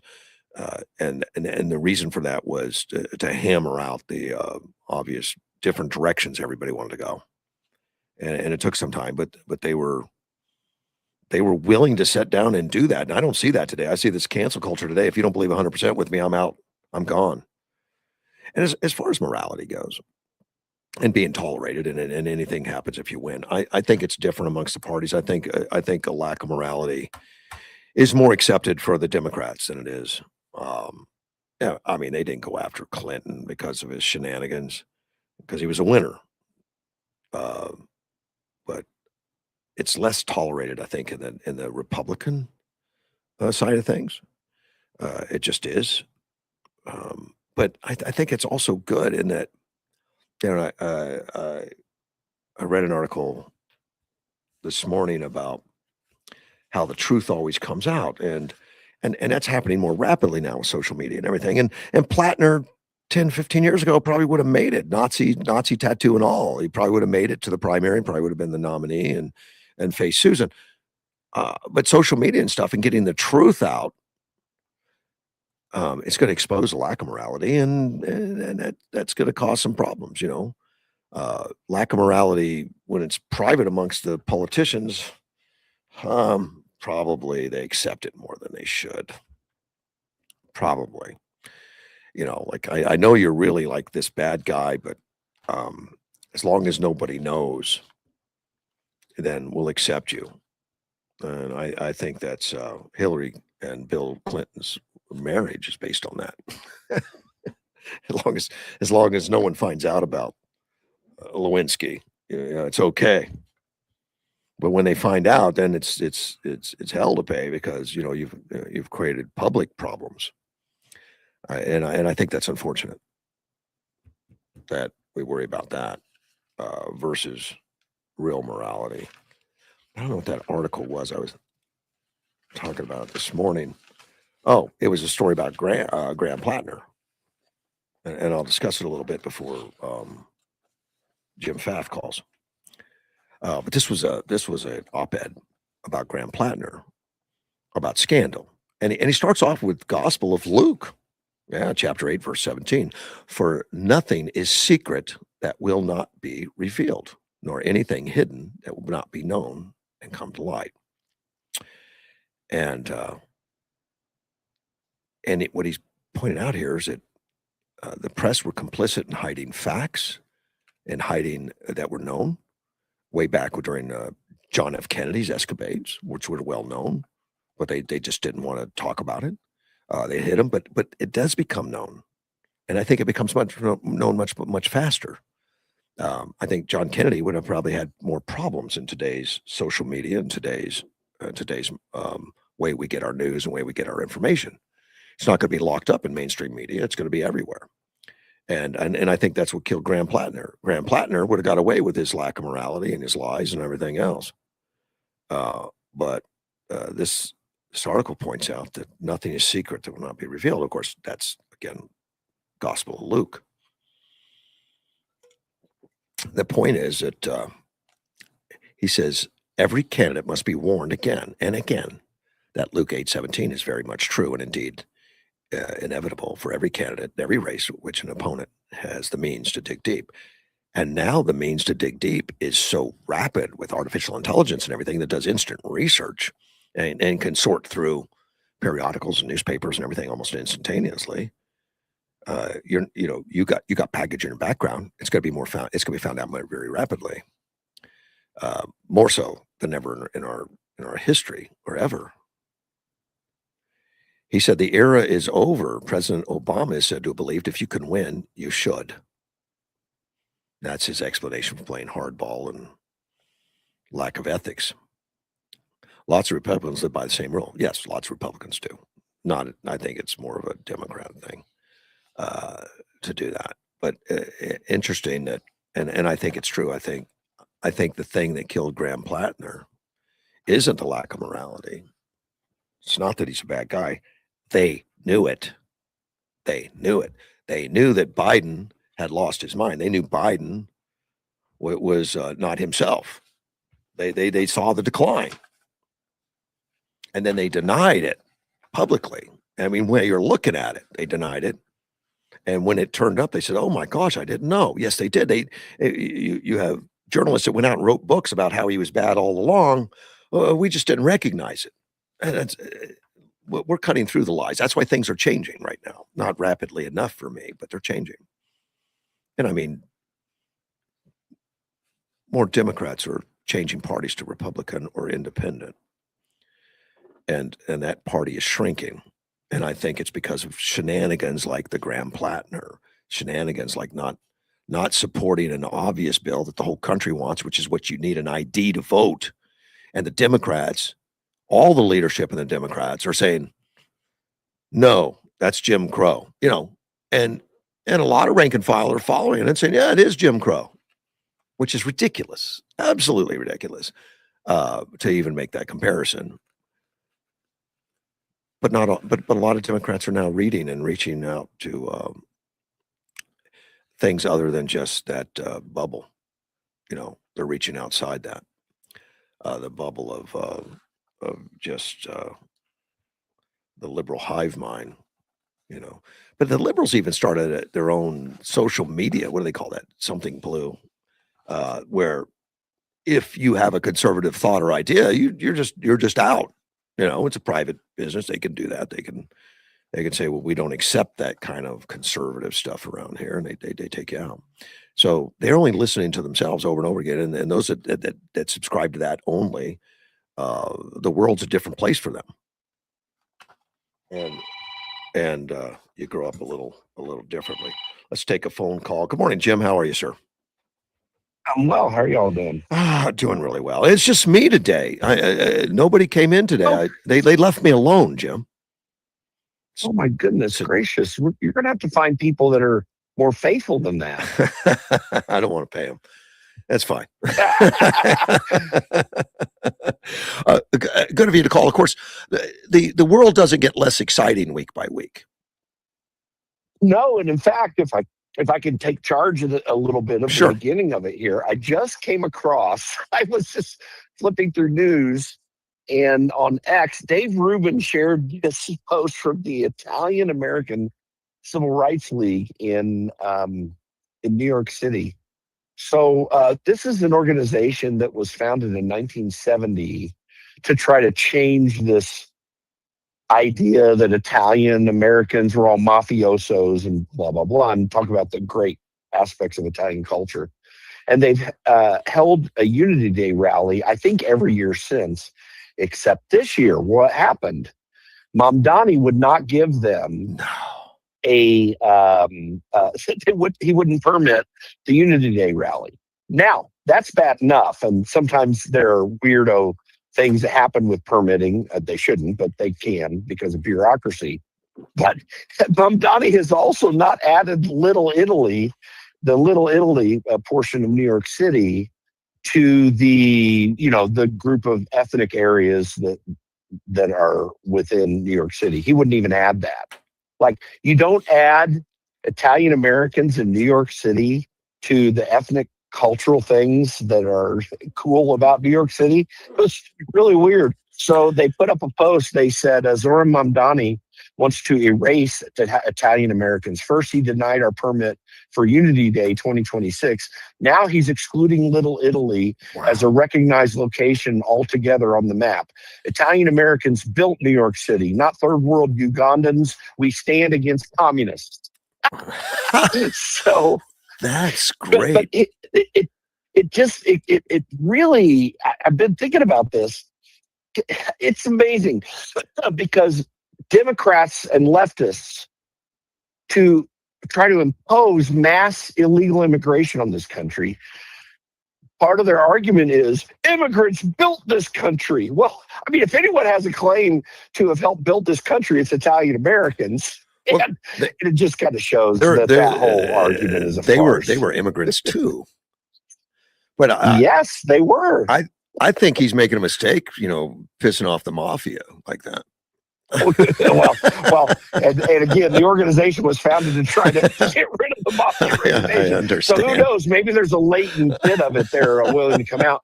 But it's so funny. I'm on vacation this week in Colorado. Yeah. And I was just with some friends on the western slope of Colorado, and the couple that are friends of ours. We do this every 4th of July with them. She's Italian American from Chicago. Oh, so anyway, so they point in their letter to a place called Cafe Palermo in New York City has what they call Baby John's cannolis, and I think I'm going to order from Baby John's cannolis just to stand up with these people. How crazy! That. So they already kicked the Asians out of the minority ranks. It looks like they want to kick the Italians out now, and the Jews. And the Jews, yeah, they're all gone. I mean, listen. Their whole plan, this Ugandan who is mayor of New York City, their whole plan is to destroy the American Republic. Yeah. There's some videos going around, you may have seen them, of some of these so-called Democrat socialists who were saying that, from within, we need to totally tear down the American empire so we can rebuild it in the fashion we want. First of all, this is treasonous behavior if it ever were to have any real political or quasi-military sway. And just look at the violent events that Democrats and leftists put on, and you might be able to make that case. But even more to the point, you see this rise of so-called Democrat socialism, which is communism. Actually, what these guys are saying is exactly what Democrats have been saying for some time. They're just saying it in a more radical fashion. Like, I think this whole movement that you're seeing of this rise of communists, and there will be 3 or 4 communists in Congress. Yep. Next year, because these are strongly Democrat districts that they've won. This rise of the communists is revealing what Democrats are truly about. And as you know, I've said many times, the Democrat Party is attempting to overthrow the American Republic. Everything they do is against our ideals as a nation. And this is just a more radical expression of it, in my opinion. They're losing members though, Jim. We keep seeing the registration go down. Now they're going to lose Italian members if they do that. I'm surprised they still have any Asian members or Jewish members, but I'm sure they've scared a lot of them off. That's true. And, Mamdani, by the way, was not elected by New Yorkers. He was elected in large part because people who have lived in New York less than 10 years, there were studies done on this in terms of looking at the election. It was people who were not really native New Yorkers. Native New Yorkers, as a whole, voted in large numbers for Andrew Cuomo, who they perceived to be something more moderate. I mean, this came out just shortly after that election. So it's, it is a movement that is truly attempting to supplant Americans and the American ideals in favor of a socialist communist methodology for running a country. And they are aggressive about it. But even worse, you see polls. And in fact, in Maine, there were Maine voters who were saying very clearly they wanted Graham Plattner to stay on the ballot. You've got Democrats in Maine who think this way. So we've got this, I don't know, maybe somewhere between 20 and 30% of American culture, or maybe even certainly the Democrat electorate, who are willing to support these ideals. And that's a big problem. It doesn't mean that they're going to win, but it doesn't mean they're not either. The Bolshevik Revolution happened with a very small number of people behind Vladimir Lenin in 1917. And I think our institutions are much stronger than Tsarist Russia at the time, for sure. And so I don't think, that we're going to have that precise outcome. But that number of people makes a big difference in the political scheme of things in any country. I think the worst nightmare for the Democrats right now is voter ID. I mean, Well, that's one thing they have a handle on that can actually help sway some things. But if they get voter ID, that's going to ruin a lot of their processes in many states on, Well, massaging the things. reality is you got to have Republicans that are willing to do something about it. And John Thune is acting in a very un-American fashion, in my opinion, by not using the authority of the position he has to say, no, we are going to make this happen. We're going to figure it out. Obviously, we're restrained by the filibuster rules that require a cloture vote to get out of a filibuster. And that 60 vote threshold, by the way, for people, again, I'll repeat this for some that have listened in the past, that 60 vote threshold is not the filibuster. No. The cloture vote, which is what that is designed to get out of a filibuster. That's the purpose of it. And Mike Lee argued very clearly and rightly, in my opinion, that listen, you need to put it on the floor and not let any business happen. Let them continue to filibuster until you wear them down. This is actually how the Civil Rights Act of 1964 was passed, because the Senate majority, Democrat Senate majority leader at the time, let the filibuster on that issue play out, and eventually everyone got worn down. They got to a cloture vote. They didn't actually go to the end of a filibuster, which is each senator gets to speak twice, and then afterwards you have a majority vote. But public opinion had worked so against those opposing the Civil Rights Act that they all caved in finally and got to a cloture vote and passed it.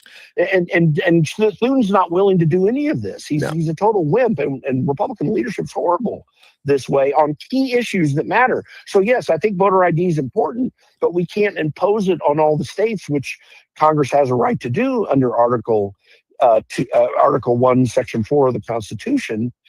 They can regulate elections. They don't run elections in states, but they can regulate them. We've done this with the Civil Rights Act and with other bills in the past.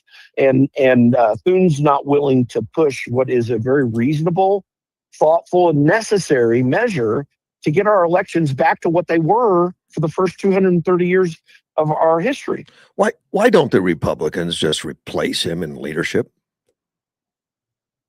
That's hard to do in the middle of a session. Okay. And the other reason is there aren't enough Republicans in that caucus that would be willing to do it under any circumstances. Okay. And that's a huge issue as well. With Mitch McConnell in the hospital, there was a lot of rumors that he had died or was incapable of functioning, and then it came out that Thune says, I talked to him 20 minutes on the phone. Him and one others talked to him for 20 minutes on the phone. But people are denying that. Now the governor's saying, I want proof of life. Where's this going? I don't know, but he is physically, anyone that has paid any attention to his public appearances in the last 2 or 3 years knows that he's really physically seems to be on his last legs. Right. So I think that there is a real question about that. And we had this very similar situation happen with Dianne Feinstein, the former senator from California. She was in her deathbed maintaining her position as senator, and she died while in office. Same with Raul Grijalva. Mm-hmm. He didn't go to Congress for a year. He except for one quick visit in a wheelchair for a year. Well, it just shows you that for most members of Congress, and I say this both from experience, having worked on Capitol Hill for 8 years, and also what we can all observe ourselves, this is about power and influence. Yeah. And these people, so many of them crave it. There was a rumor that McConnell's wife, Elaine Chao, former DOT secretary and other secretary positions she's held, went over to China. Remember, my friend Peter Schweitzer wrote in his book Secret Empires the Chinese connection to Mitch McConnell, and it's a pretty strong one because Elaine Chao's family does business with the CCP. Mm-hmm. And so I don't know if she actually did go over there to consult with anyone. That's what people claim. But it's a goofy, weird thing. And people like Mitch McConnell are a real problem for Americans because of the connections that they make that are unnatural to what being a representative of a state ought to be. And we have to give Mitch McConnell some degree of credit for having pushed a certain degree of positive efforts towards getting judges nominated and so forth. Right. I mean, I think it's a mixed record, but it's a mostly good one. But that's about all you get out of the guy. Otherwise, you have him promoting all the problems that have been facing us in this century, because during his leadership, he never substantively faced off against Democrats. He refused to do it. John Thune's just carrying on that tradition, frankly. Part of this rumor about him not being capable of speaking and all that is that they don't want to go to special election, and if he doesn't Right. resign or get resigned before, I think, August 7th or somewhere around there, then it won't go to special election. It would have to go to the general, and because the governors don't appoint senators, that would have to go to special election in Kentucky, right? Yeah, and They do in other states. I don't know how much of that is rumor, fact, or whatever. Don't know. But when the governor comes out and demands proof of life, it tells me something is different going on to have the governor. Well, it is what you described about not going to a special election is exactly why he's not resigning. I mean, that he also, I mean, on his deathbed potentially, he wants to control the outcome of that process. He does not want it to be someone that he doesn't handpick. He's been handpicking a lot of people in Kentucky and has. I worked for a Kentucky congressman. He has a very, very strong hold on Republican politics in that state, and he does want to determine what the outcome of that will be, and for it to be someone of his liking and not someone of Rand Paul or even Thomas Massey's liking. I mean, that he literally thinks that way. We don't know if he's conscious though, and no, we don't. And for Thune to say he's had a 20-minute conversation, good for him, and good for Mitch McConnell if that's all true. But he doesn't seem to be able to carry on 20 minutes conversation.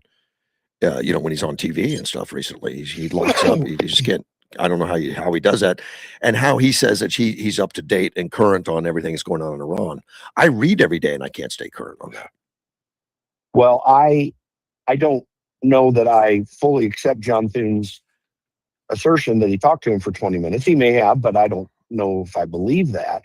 Yeah. But remember, Mitch McConnell, when the power of someone like a Mitch McConnell over a state includes all of his underlings and all the connections that he has. Yeah. And I would say that for the last 2 years at least, his staff has been running the show. In fact, when he was still majority leader, I think people would say, when he was in a pretty bad shape then as well, that his staff was running the show, not him. And very much like Joe Biden as president. So so those people are the ones putting that message out, not Mitch McConnell directly. Joe Biden, Feinstein, McCain, Grijalva. We've had a lot of that where they just aren't capable. Who is the weakest partner in NATO right now? Oh, it's certainly Spain. I mean, anyone who listened to what Trump has been saying recently, he's right on. Spain has been a radical problem in NATO, but really NATO itself is a big problem. There are very few countries in NATO that are very helpful to what NATO is. And it's interesting that Donald Trump, speaking well of Erdogan of Turkey, the leader of Turkey, the president of Turkey, Turkey's actually been a real problem for NATO in many, many ways. Yeah. The whole system, Donald Trump has rightly been pointing out, is flawed. The foundation of what brought NATO together, which was a Cold War opposition to Soviet potential encroachment into Europe, is gone. Mm-hmm. It doesn't exist. Everyone makes Vladimir Putin to be this bad guy who is a real problem on the world stage. He frankly doesn't have all that much power on the world stage. Certainly plenty of influence. I mean, Iran has influence, or has had influence on the world stage, but Russia does not control the outcomes internationally like Soviet Russia was capable of doing. And frankly, mostly because of threat, not always because of strength, although there were times when they had a lot of strength. But the purpose of NATO is not at all the same anymore. I question the necessity of the organization. I mean, if so, it needs to reform its charter and give us a reason why it needs to exist, because it's not opposing Russia anymore. That is not the issue. Russia can't even do well in the Ukraine situation, much less, or well enough in the Ukraine situation, much less be a threat to continental Europe. So, the whole thing is just a weak, misaligned, maybe even useless organization for what it claims that it does. And every one of the states, I mean, keep in mind, NATO is the United States, or has been the United States, period. Right. Like, we funded I mean, even Mark Rutte, the current, and pretty good, it seems, head of NATO, has made it very clear that 80% of funding related to NATO operations has come from us. Yeah. You've got very weak countries throughout Europe who have decided not to have a good defensive posture for their national interests. Of course, they don't even have a national interest very much anymore, because everyone's been consumed, into the euro, and they are just, they don't even have an identity of themselves right now. We're really upholding something of a facade of what Europe assumes that it is based on its history. And it was a very strong area of the world for most of its history, but it's a very weak, it's a bunch of weak countries aligned with each other right now compared to what they used to be in the past. I'm not saying they're totally weak, but it's a pretty bad situation, and we've just been upholding it. It needs to change. Well, so I don't know how to point to one country, honestly. Well, and I've heard it's between Spain and Turkey, although Turkey has influence. Turkey has, I mean, Erdogan seems to be he seems to have a relationship with everybody. Russia, I think he buys his defense stuff as radars and stuff from Russia. And now Trump's going to let him have the F-35 anyway, which is weird. Yeah. It's a weird country, but they're helpful at times. It is. Listen, part of the strength of what Turkey is, if you can call it strength, and I'm using a little air quotes here, is that we have a very crucial military base there. The Incirlik Air Force Base there is vital to our defense strategy. So that makes Turkey important. It's one amongst other reasons that Turkey came into NATO to begin with. And remember, that was a little bit of a controversy when it happened some decades ago.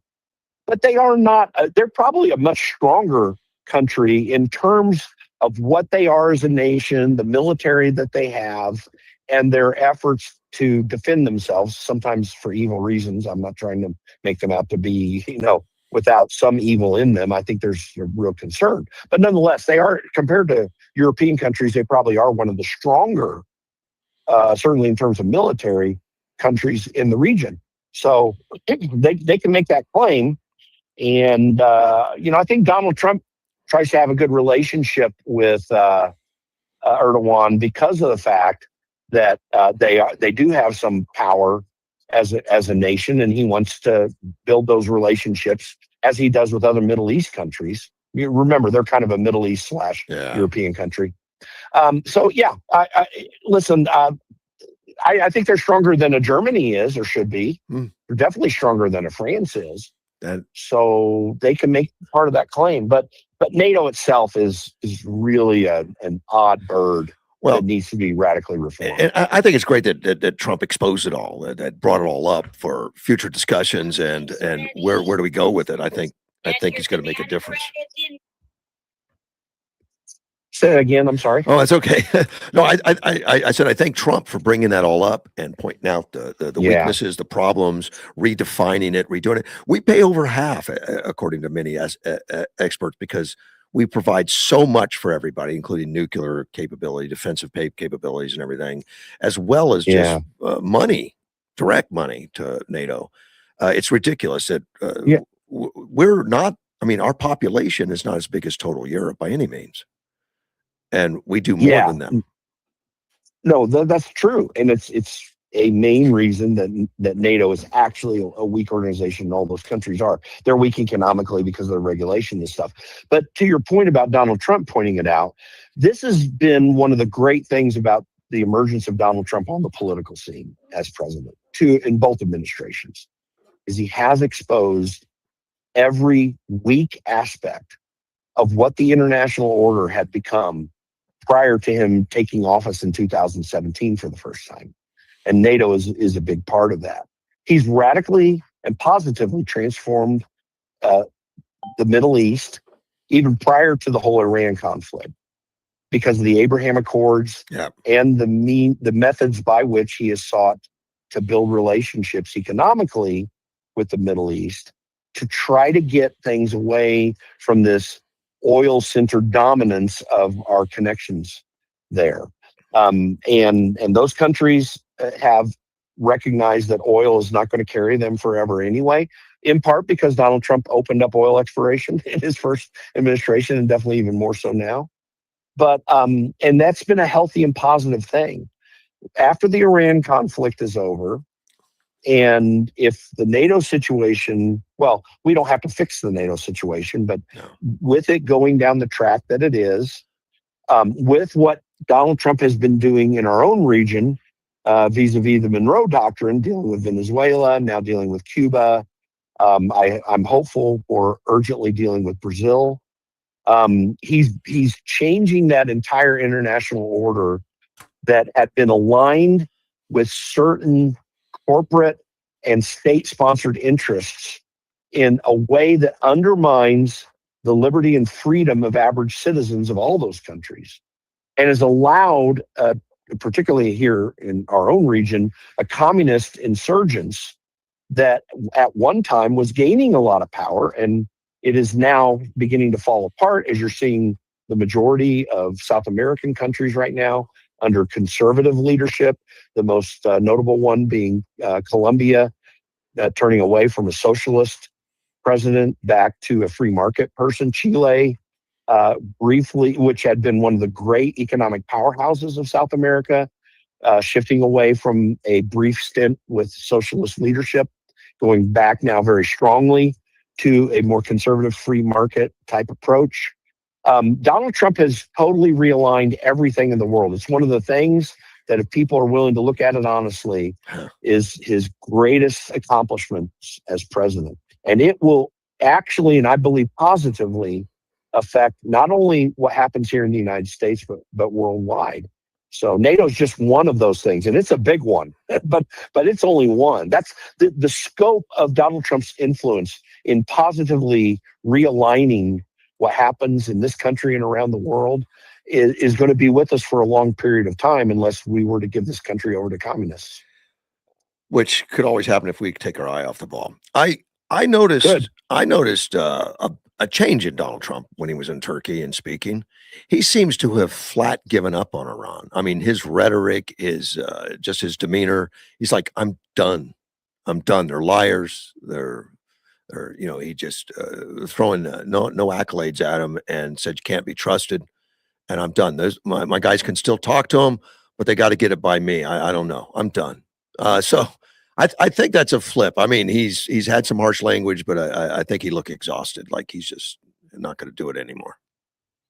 I didn't take it so much as exhaustion as dealing with the circumstance as it is on the ground. There may be, in his approach to being willing to deal with anyone, I guess one could argue there might be a degree of naivete on his part in trying to get into these engagements. I don't think there is, but I guess that's a possibility. I think he knew for a fact it could go this way when that MOU was signed. I think a lot of people who initially took it at the Iran MOU as a caving in and giving up and crass political move to try to stem the tide of some very negative political winds that seemed to be developing here in this country. I don't think it was that at all. He knew it was, he called it the memorandum of understanding. He didn't call it what people said it was. And so he wanted to see what he could do. I think he honestly wants Iran to be able to work its own problems out and to move towards something that would be beneficial in terms of its governance. But he hasn't wanted to do regime change. And I think he's been trying to balance that. And you're kind of on Occam's razor, when you're doing that. But I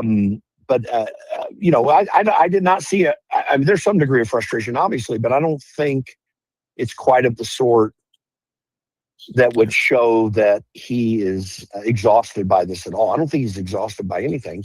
I think he's just taking the right steps. But moving forward with Iran, this recent aggression by Iran is now seen on the international stage as aggression.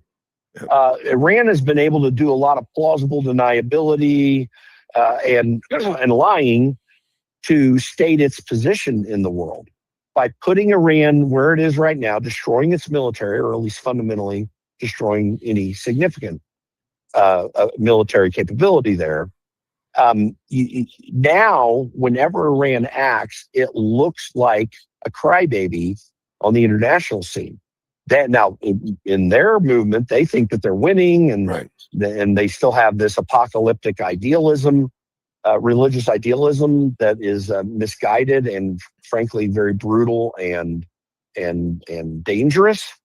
But we will have more of the international people on the international stage standing with the actions that we're taking. I think part of that is reflected in the fact that oil prices have gone up, but only by about $4 or $5 since what happened recently. Yeah, it didn't spike back up to over 100 or anything. I was kind of surprised it went up like 10% maybe at the most. And ships are still going through as of today. 32 went through today. Not the 100 that we're used to, but it's kind of a weird deal. No, I don't think he was surprised by all. He's moving the ball there. He's moving the ball. That's the key thing here. I agree with you. I think he's taking the steps he needs to do, like the memorandum and everything, and at least on the world stage show that he's given them an opportunity. But he probably knows. I mean, he's a smart guy. Yeah. But he flat says that, look, I work out deals all my life. I've been doing it forever. I'm good at it. I'm great at it and all that. And these people are liars. I just like, wow. I think it's by the way, I think by the way, one thing I would say too, his deal making capability, he learned a lot about, and his ability to do deals and to know how to navigate and negotiate them is a very real and strong capability he has that I don't think we'll likely see from any president moving forward in our lifetime. That said, he also had to put those strategies within a political framework that he didn't do as successfully in his first administration, mostly because he was hampered by the Russia hoax. But he also learned a lot from that. And I think right now, his strategic capabilities for making deals are far superior in the second presidency than they were in the first. Although the foundation of that capability is very strong with him. Voter fraud. There was just, I watched a report yesterday about the voter fraud they found in Florida, of all places. And Florida probably has one of the more secure voter type situation. But the voter fraud was more in pamphlets going out and things from the Republican Party. Republicans that were doing voter fraud. And I looked at that report and I said, well, good. I don't care if it's Republican or Democrat. It doesn't matter to me. Going after the voter fraud and getting it public and letting us know that the Department of Justice is going to be aggressive on it, I think is going to help us. They should be aggressive if there is any Republican voter fraud as well, too, by the way. I would agree. hope that they would. But in candor, there have been attempts at voter fraud. There were allegations that were rising up against what Karl Rove was doing in West Virginia. I was actually working for the West Virginia State Party at the time on a consultant basis in 2004. And the Southern District the U.S. Attorney of the Southern District of West Virginia was actually looking into that and was eventually fired by George W. Bush. This is a story a lot of people don't know. I don't know it. That said, this is a Democrat problem far more than a Republican one, and we must be aggressive with it. But when you know that every senator that is currently elected, Republican, Democrat, Independent, in some form or fashion were elected under the effects of how the system's working currently, Yeah. that might give some insight into why John Thune and others in the Republican caucus are not willing to take action on the Save America Act, because they might possibly think that they're under threat too. Now, I don't know the degree to which that is true, but you have to always take that into account, because every elected member of Congress wants to keep that position. They want that $174,000 a year paycheck. And most of them are not independently wealthy enough to lose that job. So that's a real threat. And I've said that what I just described is one of the most corrupting influences that we have in Congress right now. You know, you literally leave your career to go become a congressman, and you literally have to restart it from scratch unless you're independently wealthy if you lose it. Yeah. So that dynamic, I think, is there to some degree. I don't know the actual degree, and I wouldn't know how to characterize it particularly, but I do know it exists, and it does have some influence there. But there is no doubt that the Save America Act needs to be passed, because when you hear me say, as I've said a few times on your show, that we had the gold standard of elections for 230 years. I mean that specifically. And I'm saying that the last roughly 20 plus or minus years, we have not had the gold standard in many areas of this country, particularly in the 2020 election. And that was a widespread problem.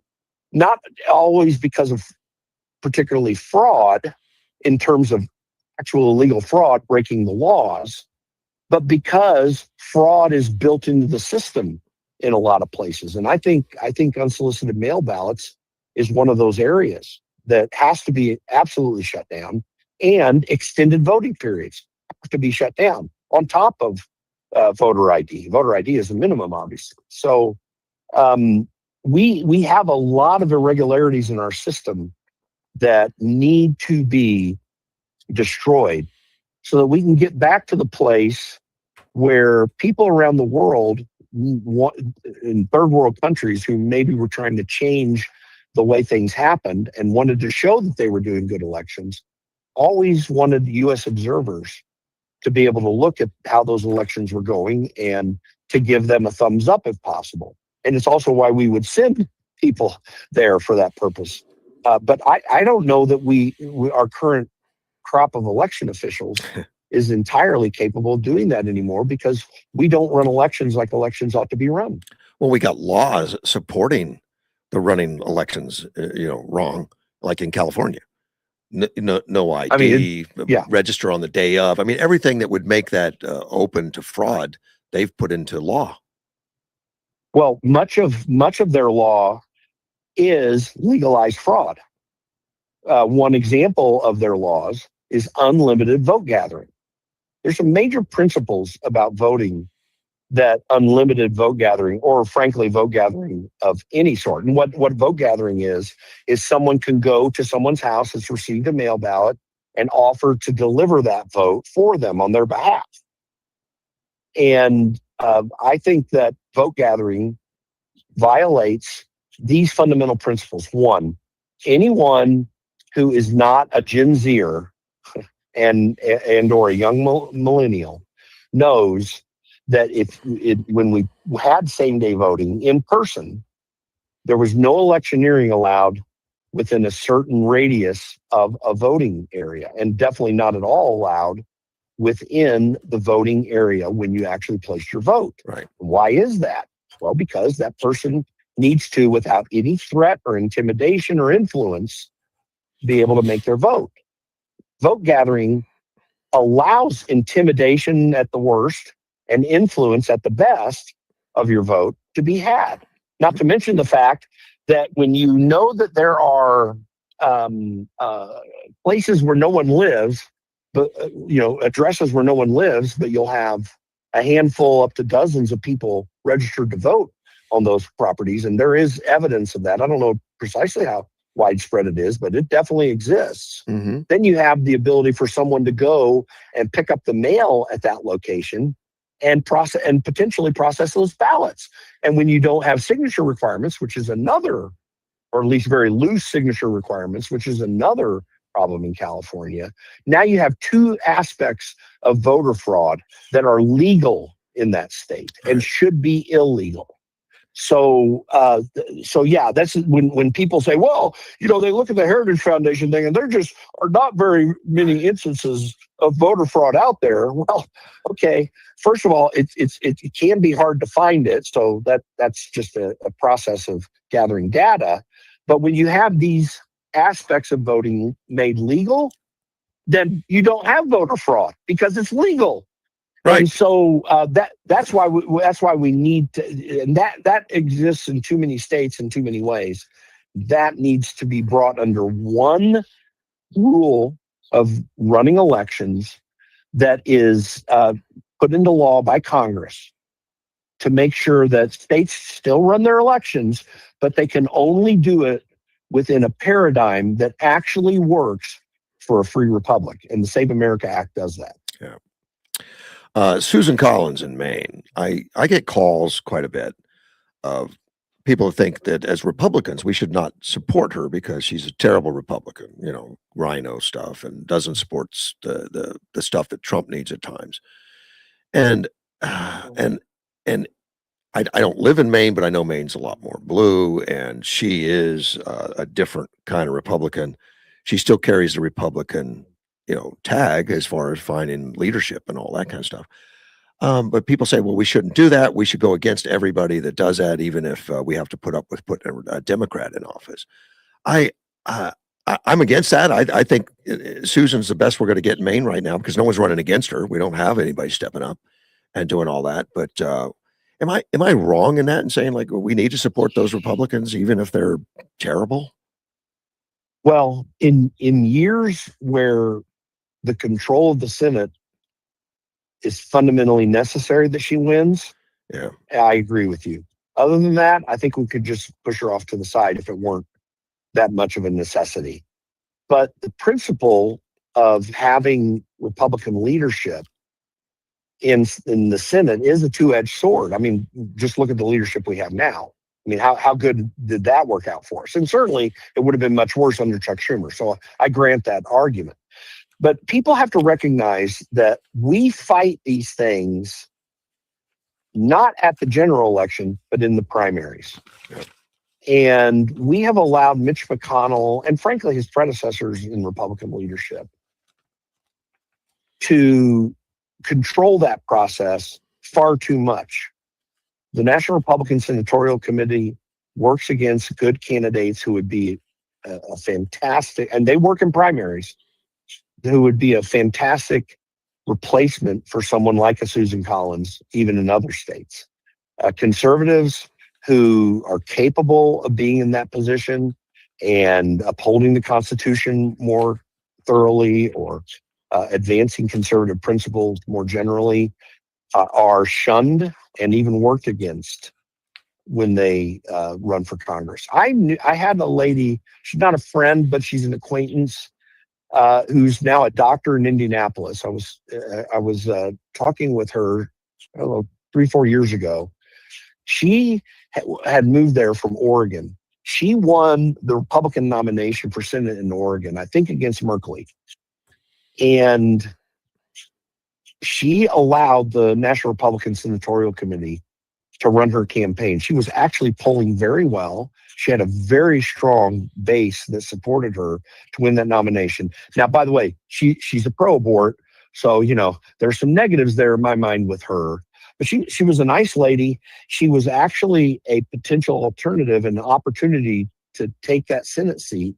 And by her account to me, when the National Republican Senatorial Committee came in, she said it was like I wasn't even the candidate. They were just doing everything. I could not keep them from, from stopping what I felt were really stupid approaches. And certainly no first-time candidate is an expert at running campaigns, but they are the people who win the nominations and have a sense of what's going on the ground. And she was just totally thrown off to the side. And she felt she had lost that general election or any opportunity to win it because the NRSC didn't even want her in. She is a conservative in many ways. She just was not a pro-lifer, but she felt really harmed by them. That is not, and that she's not the first person that I've talked to who had that problem. So we have this issue where the opportunity, even in primaries, and that wasn't a primary situation, but it's a general election one. But we have these opportunities in primaries to take out Republicans like Susan Collins, who aren't really Republican in a thoroughgoing fashion. And that has been a problem with Washington, D.C. consultants and the power brokers in Washington, D.C. controlling the primary process. That's the area where we need to do the best work we can. And my friends at Club for Growth do a decent job of trying to provide some of these counters. Dave McIntosh, who's been a friend of mine for at least a couple dozen years, runs that organization, and Scott Parkinson, who's his executive director, are good friends. They do a really good job of trying to break that, but it just hasn't been enough to change the entire inertia of getting better candidates in primaries. I think a more conservative candidate could win in Maine. I mean, you've got one running for Congress right now. Former Governor LePage. He's running in, I think, Maine 2, and he has a chance of winning that. He was actually a pretty conservative governor of that state in many ways. There are better alternatives available. You just have people in Washington, D.C., they want what they want. They want people they can control, and they work hard to get what they want against our interests. So that's the dynamic there. So to answer your question, yeah, I mean, definitely Susan Collins should win that seat right now as it stands at this moment. Certainly against a Graham Plattner, but now that he's likely to be replaced, even against Governor Mills if she were to come back in. And she was the one that ran against Plattner. Because you got a far worse circumstance without her than with. You know, she's never led the polls, Susan Collins. Every time she's won, she's never led. She's been 5-10 points behind, and she wins. I don't know what that is. Bad polling, I guess. Well, it probably is bad polling, but it is to her credit that she has been able to run campaigns.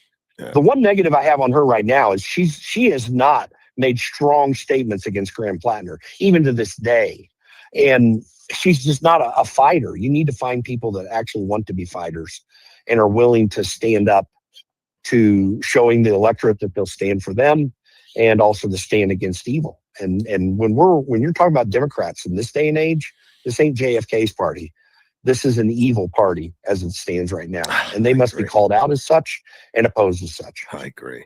I'm reading on China, and I know Trump has been really exposing China's intent of taking things over, like naval stuff. One of the first things he did in this time was make sure that they had to give up control of the Panama Canal ports of entry, and they had the port of entry at each end, I guess, controlled, which they did in Panama. The Panamanians did it through their courts and stuff. Said, you have to give it up, and then they punished Panama. They held a lot of their Panamanian ships in port and held them up in paperwork, like 100 of them or something, and I didn't realize that China built half the ships on the sea. They're the biggest builder and the biggest builder of all the cranes and all those other things that move cargo and move all that.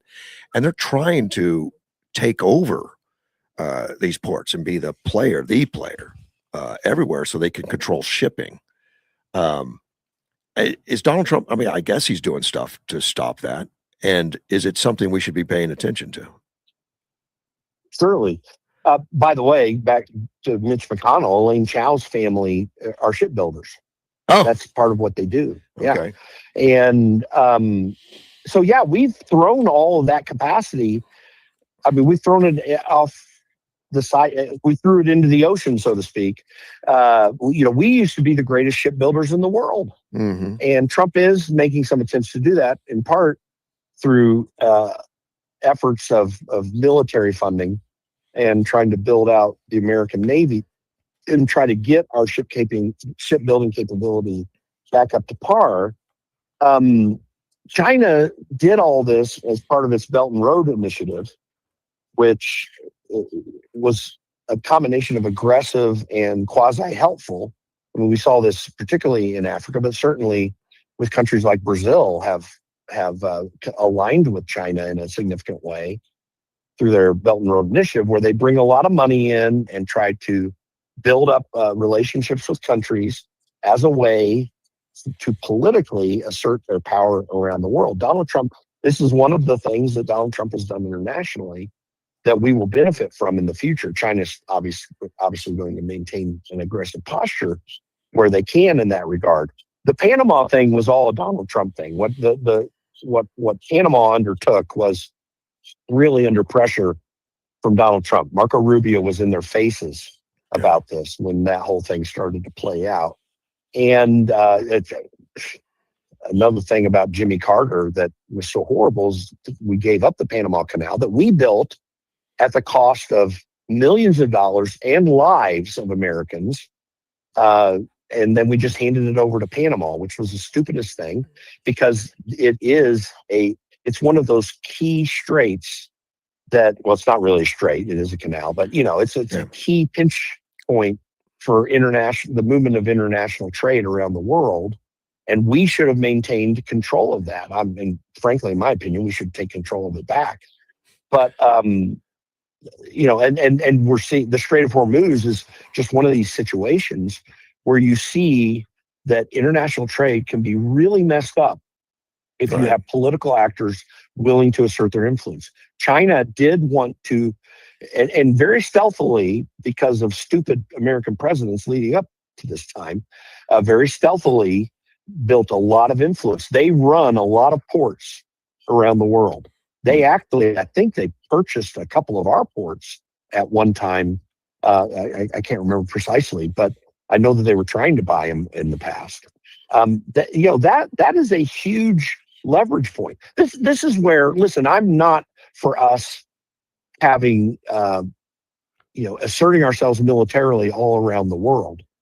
But this is one of those areas where having a strong military and asserting our capabilities, hopefully always with good motives and intentions, based upon our principles of government, that we have to assert our influence around the world against countries like China that would try to cause problems for others.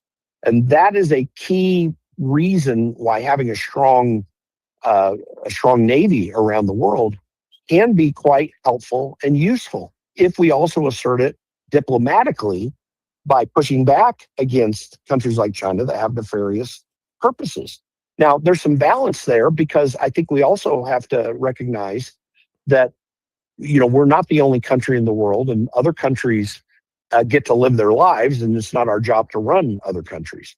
But that said, when we know that there are aggressive postures behind some of these so-called economic entanglements that countries like communist China will do around the world, I think we have to recognize that that's always a potential threat, and we need to be aware of it.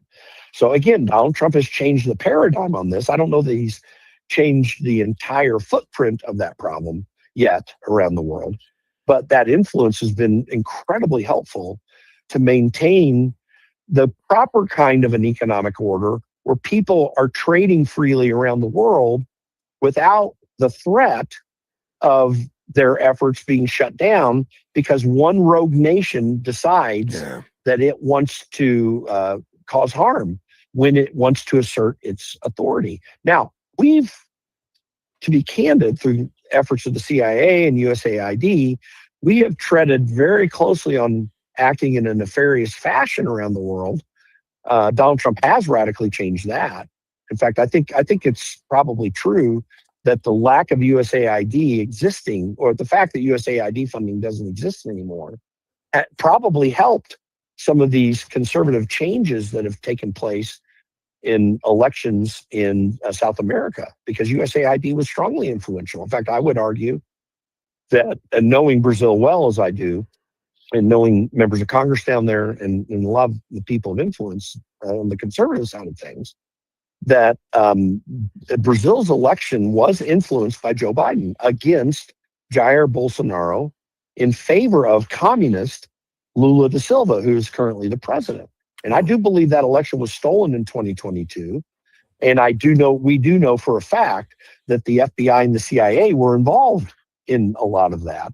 And we ostensibly would presume that USAID funding was helping a lot of that. So we still have to be an important actor and player on the international stage. To do that effectively, we need to continue to fight electorally here in this country for a moral order that is based on truth, not relativistic approaches to politics, certainly not communist ones, where we assert the constitutional principles upon which we were founded so that we can, with that good moral behavior, be positive actors on the international scene where there are always going to be many threats. We're the power on the seas right now, I thought, more than most any other country. But should we really be the world police? Is that our charge? And it's not a cheap ticket. No. Yeah. No, I don't think we should be the world police, but I do think we need to use our economic and diplomatic influence to have positive effects on the international stage. I mean, I think there is something to be said for the approach that we take economically with nations. And this is why, one of the reasons why what Donald Trump is doing with trade has been a very useful thing, because of the fact that that we need to get away from these internationalist orders like the World Trade Organization that allow countries like China to have influence over what happens economically, because their intentions are, I mean, they utilize a quasi capitalist system for political influence that is informed and animated by their communist sympathies and idealism. So I think we have to push back against that by making unilateral trade deals with nations, getting away from allowing these third-party organizations to bring in influence from other countries. I mean, our economic strength should also be a diplomatic one around the world. So I think we do need to do that, but I don't think we need to be sending our military to enforce things around the world. And that's where we got off track, is we knew we had such a strong military, and we decided to use it when the diplomatic approach wasn't precipitous enough to make the changes we were looking for. And that is, I think, a very unhealthy way to do government. So, we need to have a strong military to protect us, but we must also have a very aggressive and positive approach to bringing economic freedom around the world. And that is largely a diplomatic effort, but your diplomacy is only as good as the strength of your military. So there's a fine line there that we have to carry. But I think we can, if we can get our moral order back in this country. And we really have a pretty immoral order right now, at least in the way it functions. I think the American people are good people, but our politics is absolutely outrageous. It is.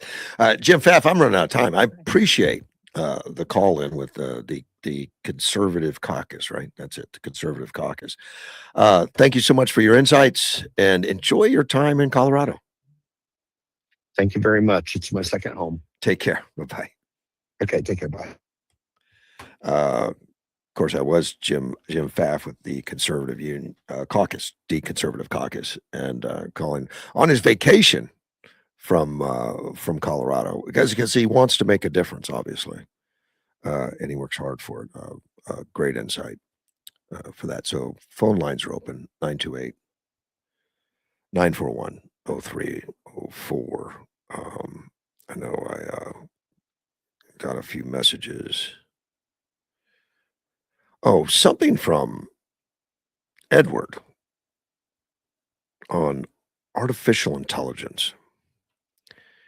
And I tried to read it, but let me read some of it to you. But cellular intelligence, which I didn't know what that meant, but human intelligence largely depends on the processing power of the individual brain cells. According to a study out this week, the finding challenges the assumption that humans' superior cognitive abilities stem primarily from having more brain cells and the vast connections between them. Researchers Researchers tasked an artificial intelligence model with learning and reproducing the function of individual neurons from humans and rats. The experiment revealed that a single human neuron can independently perform tasks such as uh, distinguishing between images of dogs and cats, abilities previously thought to require the collective activity of several neurons. The researchers believe that a human neuron's unique electrical properties and dense tree like branches, which collect incoming information, may enhance its computational let me see, capacity. Explore the anatomy of a neuron here. Experts say the more granular understanding of human neurons could inspire the development of more complex AI models, which are already modeled after the human brain. Keep in mind that just came out this week. That uh, how it all works and why we do better than other mammals. I guess each individual cell can think. Does that mean we get confusion because all our cells are thinking different stuff? I think there's some women. I said women. Women are wired that way differently. They do right brain, left brain at the same time. Um, he also sent me an article. The number of job titles that involve AI. I don't know if you guys are all paying attention to that, but AI is dominating the the workforce right now. I mean, if you look for jobs and stuff like that, they want AI understanding, AI experience, and that it's according to this article, it's creeping into the resumes. AI title has tripled from 22 to 26. 1 in 12 jobs has AI necessity. That's amazing considering where it's still fairly new. It's not. Uh, we haven't used the terms AI. AI used to be a sci-fi thing that we would think would exist someday, I guess.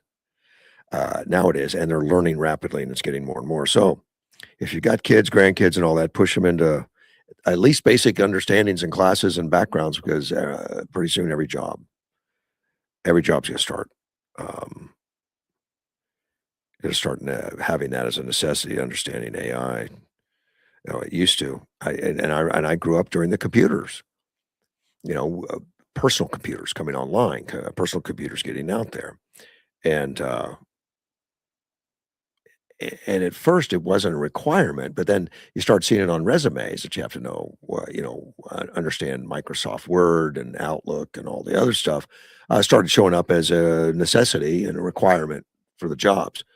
AI is going to be the same way, or it already is, I guess. It's already the same way. Um, and I know a lot of guys in the industry, the tech industry, working for technical companies that are looking at working with their resumes because they realize that a lot of these tech industries, like Microsoft, who just laid off a bunch of people, like 5,000 or something recently. A lot of high end tech guys are out there looking for job. Of course, they got AI experience and understanding, but there's not as many people hiring now. We got a lot of them laying off. And Microsoft, and I don't have the article in front of me. I have it here somewhere, but it's not in front of me.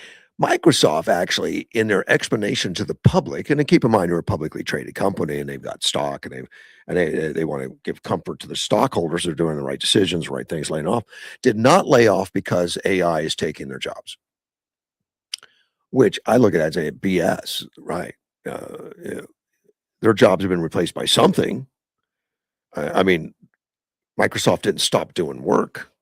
Somebody's taking on, but they put that out there, and I don't know why that's a sensitive thing.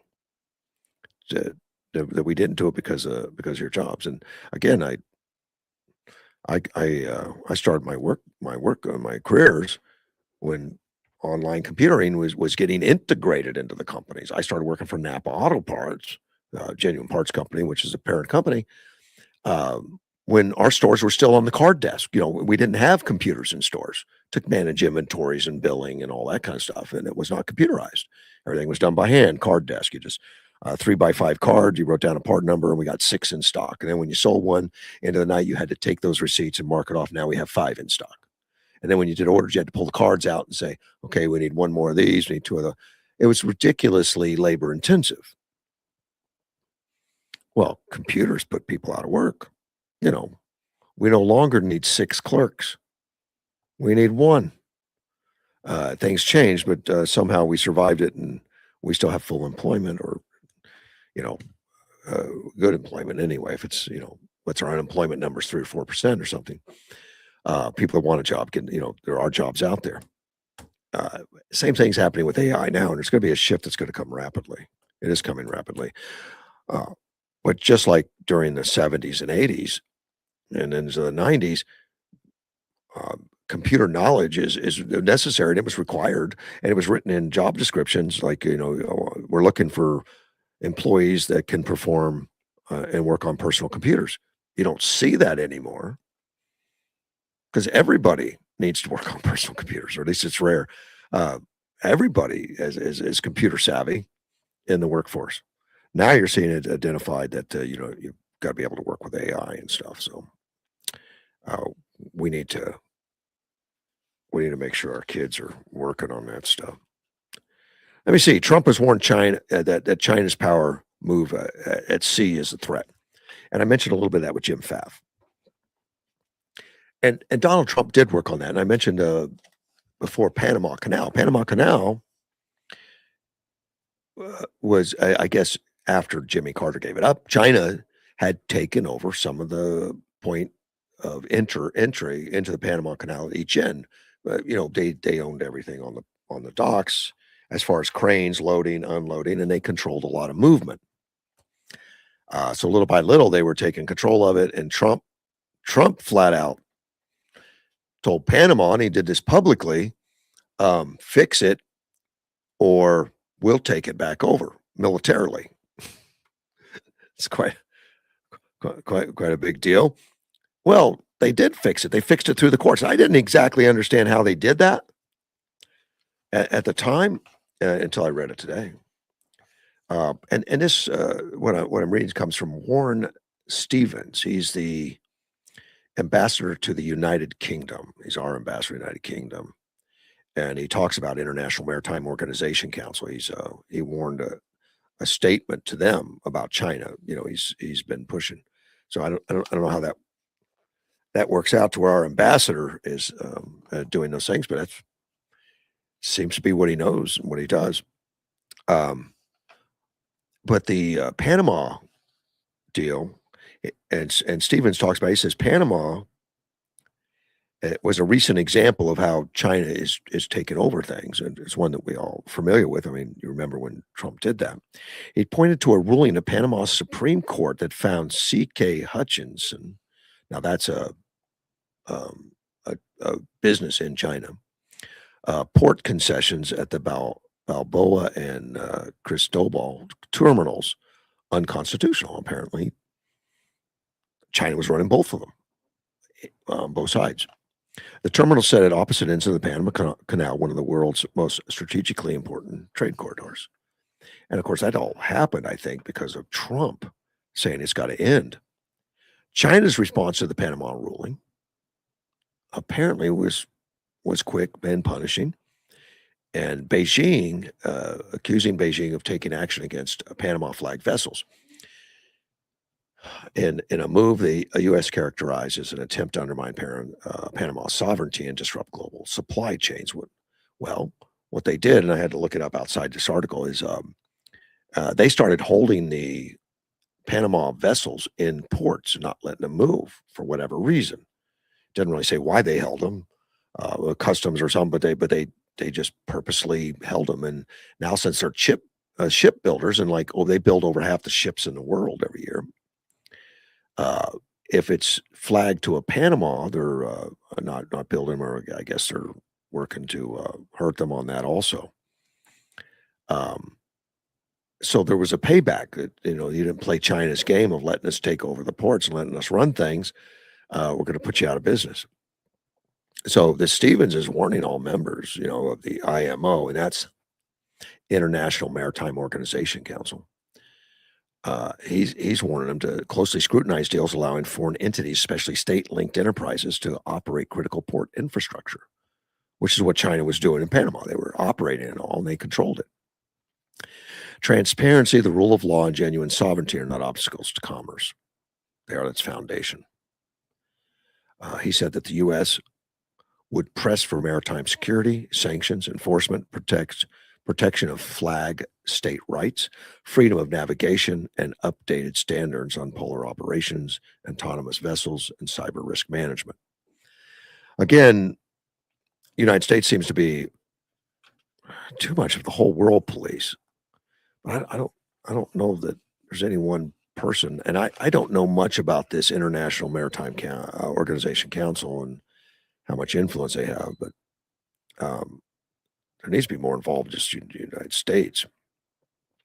But Stevens says the pattern is consistent. China uses a maritime and economic power to coerce, to intimidate, and to punish those who assert their sovereign rights. I guess I didn't know all that. I figured the Panama case was closed. China didn't have the monopoly of the ports in Panama. I guess some U.S. companies got in there too, and they didn't control things. I didn't realize there was such a retaliation against Panama for going along. The Chinese government has routinely rejected U.S. accusations that it oversees infrastructure investments are coercive, of portraying its port, shipping, and Belt and Roads projects as commercial partnerships that support global trade and development. Well, I think we all know it's about coercion and taking over things. And if you don't play by the rules, you're going to pay a price. Ask Panama. Stevens, the ambassador, says that the U.S. continue contributing expertise, resources, and leadership at the IMO, but warned that the rule-based maritime order cannot be taken for granted. A free and open ocean is not guaranteed. It must be defended. I agree. In fact, there's been a lot of talk about the Strait of Hormuz as being critical for that reason, because it set the standard right now, and that's an international seaway, even though it's only 6 miles of it is international. If you let that be taken over, then it's going to happen everywhere else. The Houthis will take over the strait there at their end of below Saudi Arabia, and of course China has been putting in artificial islands all over in the China Sea to start taking over all that territory and say it's all sovereign territory to them now. And the United States is continuing to fly aircraft and stuff over those islands, artificial islands. Chinese planes, of course, escort them and tell them, you're over sovereign land, you didn't ask permission and all that. They said, nope, it's international.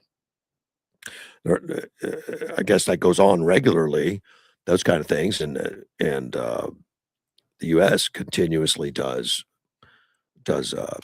military exercises in the area just to continue using that area to so that it doesn't become something that China says it's ours. It's all it's all sovereign to China. They would like to control all that. So I know they're watching the Strait of Hormuz very, very, very closely, and it's got to happen that they're not allowed to take that over. Now there is a strait, and I don't understand how big that is or not, but Turkey, to get into the Black Sea, Turkey will block it. And right now, because Russia is at war with Ukraine, as we know, they have, I guess there's some policy, I don't know if it's Turkey's policy or whatever, that they won't allow ships to travel back and forth during that. So the Black Sea fleet for Russia is stuck there. They can't come out, and reinforcements can't come in. As we see, Ukraine has been sinking ships from Russia in that area. Um, in and they can't replace them. I guess they can't bring them in there. I just brought up the strait in Turkey. The Turkish, and it is all in Turkey. I mean, it's surrounded by Turkey territory on both sides, but the Turkish Strait consists of two vital waterways: the Bosporus and the Dardanelles, connecting the Black Sea to the Mediterranean, located in the northwest Turkey. They split Europe and Asia. Passage is strictly regulated by the Montreux Convention, allowing Turkey to manage massive global cargo and military traffic. Um, the Bosporus is 19 miles channel, runs directly through Istanbul, making it the world's narrowest strait used for international navigation. The Dardanelles, located further south, is 38 miles long, connects Aegean and Marmara Seas, completing the intercontinental maritime routes. Over 40,000 vessels pass through the straits annually, transporting an estimated 3% of the world's oil and massive amounts of grain from the Black Sea region to the global markets. But I don't know what the Montreux Convention is, but it gave them the opportunity. Turkey manages it. They manage the cargo and military traffic. And I know the Russians got cut off because they're at war, and they won't let them travel through that to resupply or do anything for their military operations. But that one is under control. I guess they've given them control, but I guess it's still international. I don't know the details, but we don't want them to be able to write their own rules like they do on the Panama Canal. The Panama Canal is private business. It is a business. It's not a natural at all. We see, little article here I saw about what happens if you call 911 in Scottsdale, Arizona. Well, apparently they have to crack down. They just passed a new ordinance in Scottsdale that city officials say nuisance calls are clogging emergency lines. I read stories every once in a while about these silly things where someone's in McDonald's and they don't have any chicken nuggets and they call 911. It doesn't say what the nuisance calls are, but I'm assuming it's something as trivial as that. And it's delayed. If it's nuisance, it's delaying dispatchers, handling real emergencies. So the new rule: callers can face a misdemeanor if they call 911 without a reasonable belief there's an emergency. A court could also order callers to pay for the cost of the police and fire response. I didn't know they had to pass that. I guess they did. It's not. Maybe I don't know if they have that in Yuma or not. I don't know if it's illegal to call 911 frivolously. I have no idea. When I owned my own airplane, I was flying cross country. I stopped in a really small town. I was on my way to Arkansas to take a class on flying instrument flying, and I had to get fuel at the small little airport. So I asked one of the pilots who mans a fuel pump, because it was this very small place and there was nobody there. And he said, let's see, just grab that phone right there and dial 911. I thought the guy was trying to get me in trouble, but it was serious. They handled their 911. That was not frivolous. And sure enough, and they sent a uniformed police officer over, which at first I thought, I'm in trouble. But no, he came over to pump the gas. Yeah, he got a ladder out, went up on the wing and checked the gas tanks. Very small town. I guess you can't do that in Scottsdale. It better be an emergency. There's a mention in an article about Onvita Health Camp. I didn't know existed. I was on the board over there for 9 years. I really didn't pay attention to that, but they had a health camp every year for health careers where they get teens and some college students to come out, spend some time at the hospital so they get some hands-on learning from the staff. those are great programs, by the way. I mean, not just at that hospital, but at our hospital. Any business that does that, I think it's great for kids and everything. Jennifer Castillas, she's one of the students said she's studying to be a medical social worker. Medical social work? I don't know what that medical social. I don't know. You get a free trial into what you want to do into the future. Great opportunity to see the inside and background of area you don't always see. The students get to explore surgical services, nursing, pharmacy, radiology, laboratory science, emergency medicine, rehabilitation services, and physical leadership. I enjoyed my time at the hospital. I spent 9 years there on the board, and as a board member, I asked for training in all those areas. Just general knowledge. I would they'd suit me up, put me in the emergency room to shadow doctors, which was they'd show me how to wash my hands and everything. But the hands-on practice skills, including suturing, learning about surgical robotics, which they even had back then, operating room technology, which is Hume is very advanced. They did great. Take part in emergency response simulations and hear from healthcare leaders and physicians. Great education. Great of the hospital to make sure that they get those things done. And of course, it pays back for them. The payback is that a lot of these people that have idea they want to be a healthcare professional, it stimulates them, gets them the education, and maybe they come back and work at the hospital, because that's always a recruitment thing. Getting people at the hospital is a big deal. You definitely want to continue to do that.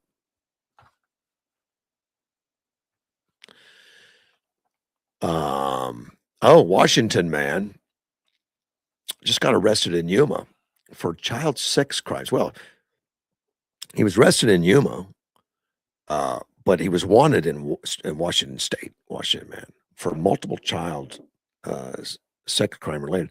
Why did he come to Yuma? I mean, we're not a good place to hide for sex crimes. I hope we're not. But the U.S. Marshal Service Task Force located him. So that was not Yuma police, but marshals. They must have found him some way. The guy's name is Clayton Weldon Myers. He may still be here. No, he was taken into custody April 30th. He's probably not here anymore. I don't know why it's a new article. But he was on charges including rape of a child, sexual exploitation of a minor, possession of child pornography. Goodness. Investigators said the case began in July of 24. He was on bond in Washington, but did not appear for court proceedings. And on April 16th, and they found him at a home in Yuma. Yeah, you bug out Washington. Go somewhere else. You just soon you go somewhere else. Let me see. Fire damage at a trailer at Windhaven RV Park. I wasn't sure where that one is. That's 32nd Street near Circle K, if you know where that is. Happened just before 8 o'clock. Smoke and flames where trailers, I don't know, they burn better. Maybe because the air gets underneath them too. That's what it was. They started at the rear of the trailer. Everyone evacuated before fire suppression efforts. It did spread underneath. Yeah, maybe that's why they burn. Like in a house, you have like a concrete slab on the ground. It's kind of hard to get fire underneath. Maybe that's why the trailers burn so much. Residents were evacuated from the scene. Declined to be taken to the hospital. So maybe there were some slight injuries. It doesn't really say. Now, this article I had to read a couple times because it was interesting. I don't really know what's going on there, but a West Virginia town had a problem with their police department. Now, it's a small town. It's 12. I think it's 1,200 people. Of course, 1,200 people. It's Barackville. Brackville in West Virginia, about 25 miles out of Morgantown. They had a new police chief, I guess, just not too long ago in December of 25. They got a new police chief, Zachary Freeburns. Came in with great credentials. Very happy to have him, especially a small town. Get a police chief's a big deal. For somebody who wants to move a small town and has a big pedigree. I guess he had a bachelor's degree in criminal justice, advanced drug recognition expert certification, and a graduation of the West Virginia State Police Academy. So apparently, not a lot of years of experience, a lot of great education, maybe. Less than 7 months later, effort unraveled. He resigned. He just resigned effective immediately.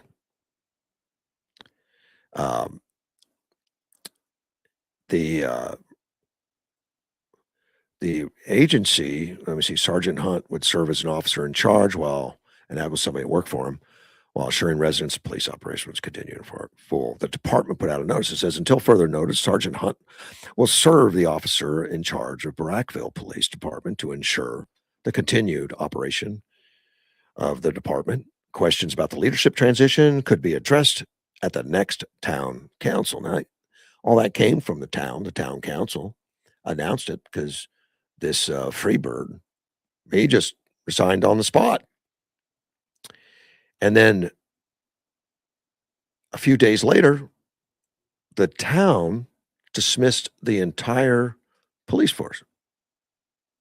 The whole department gone. Now, let me see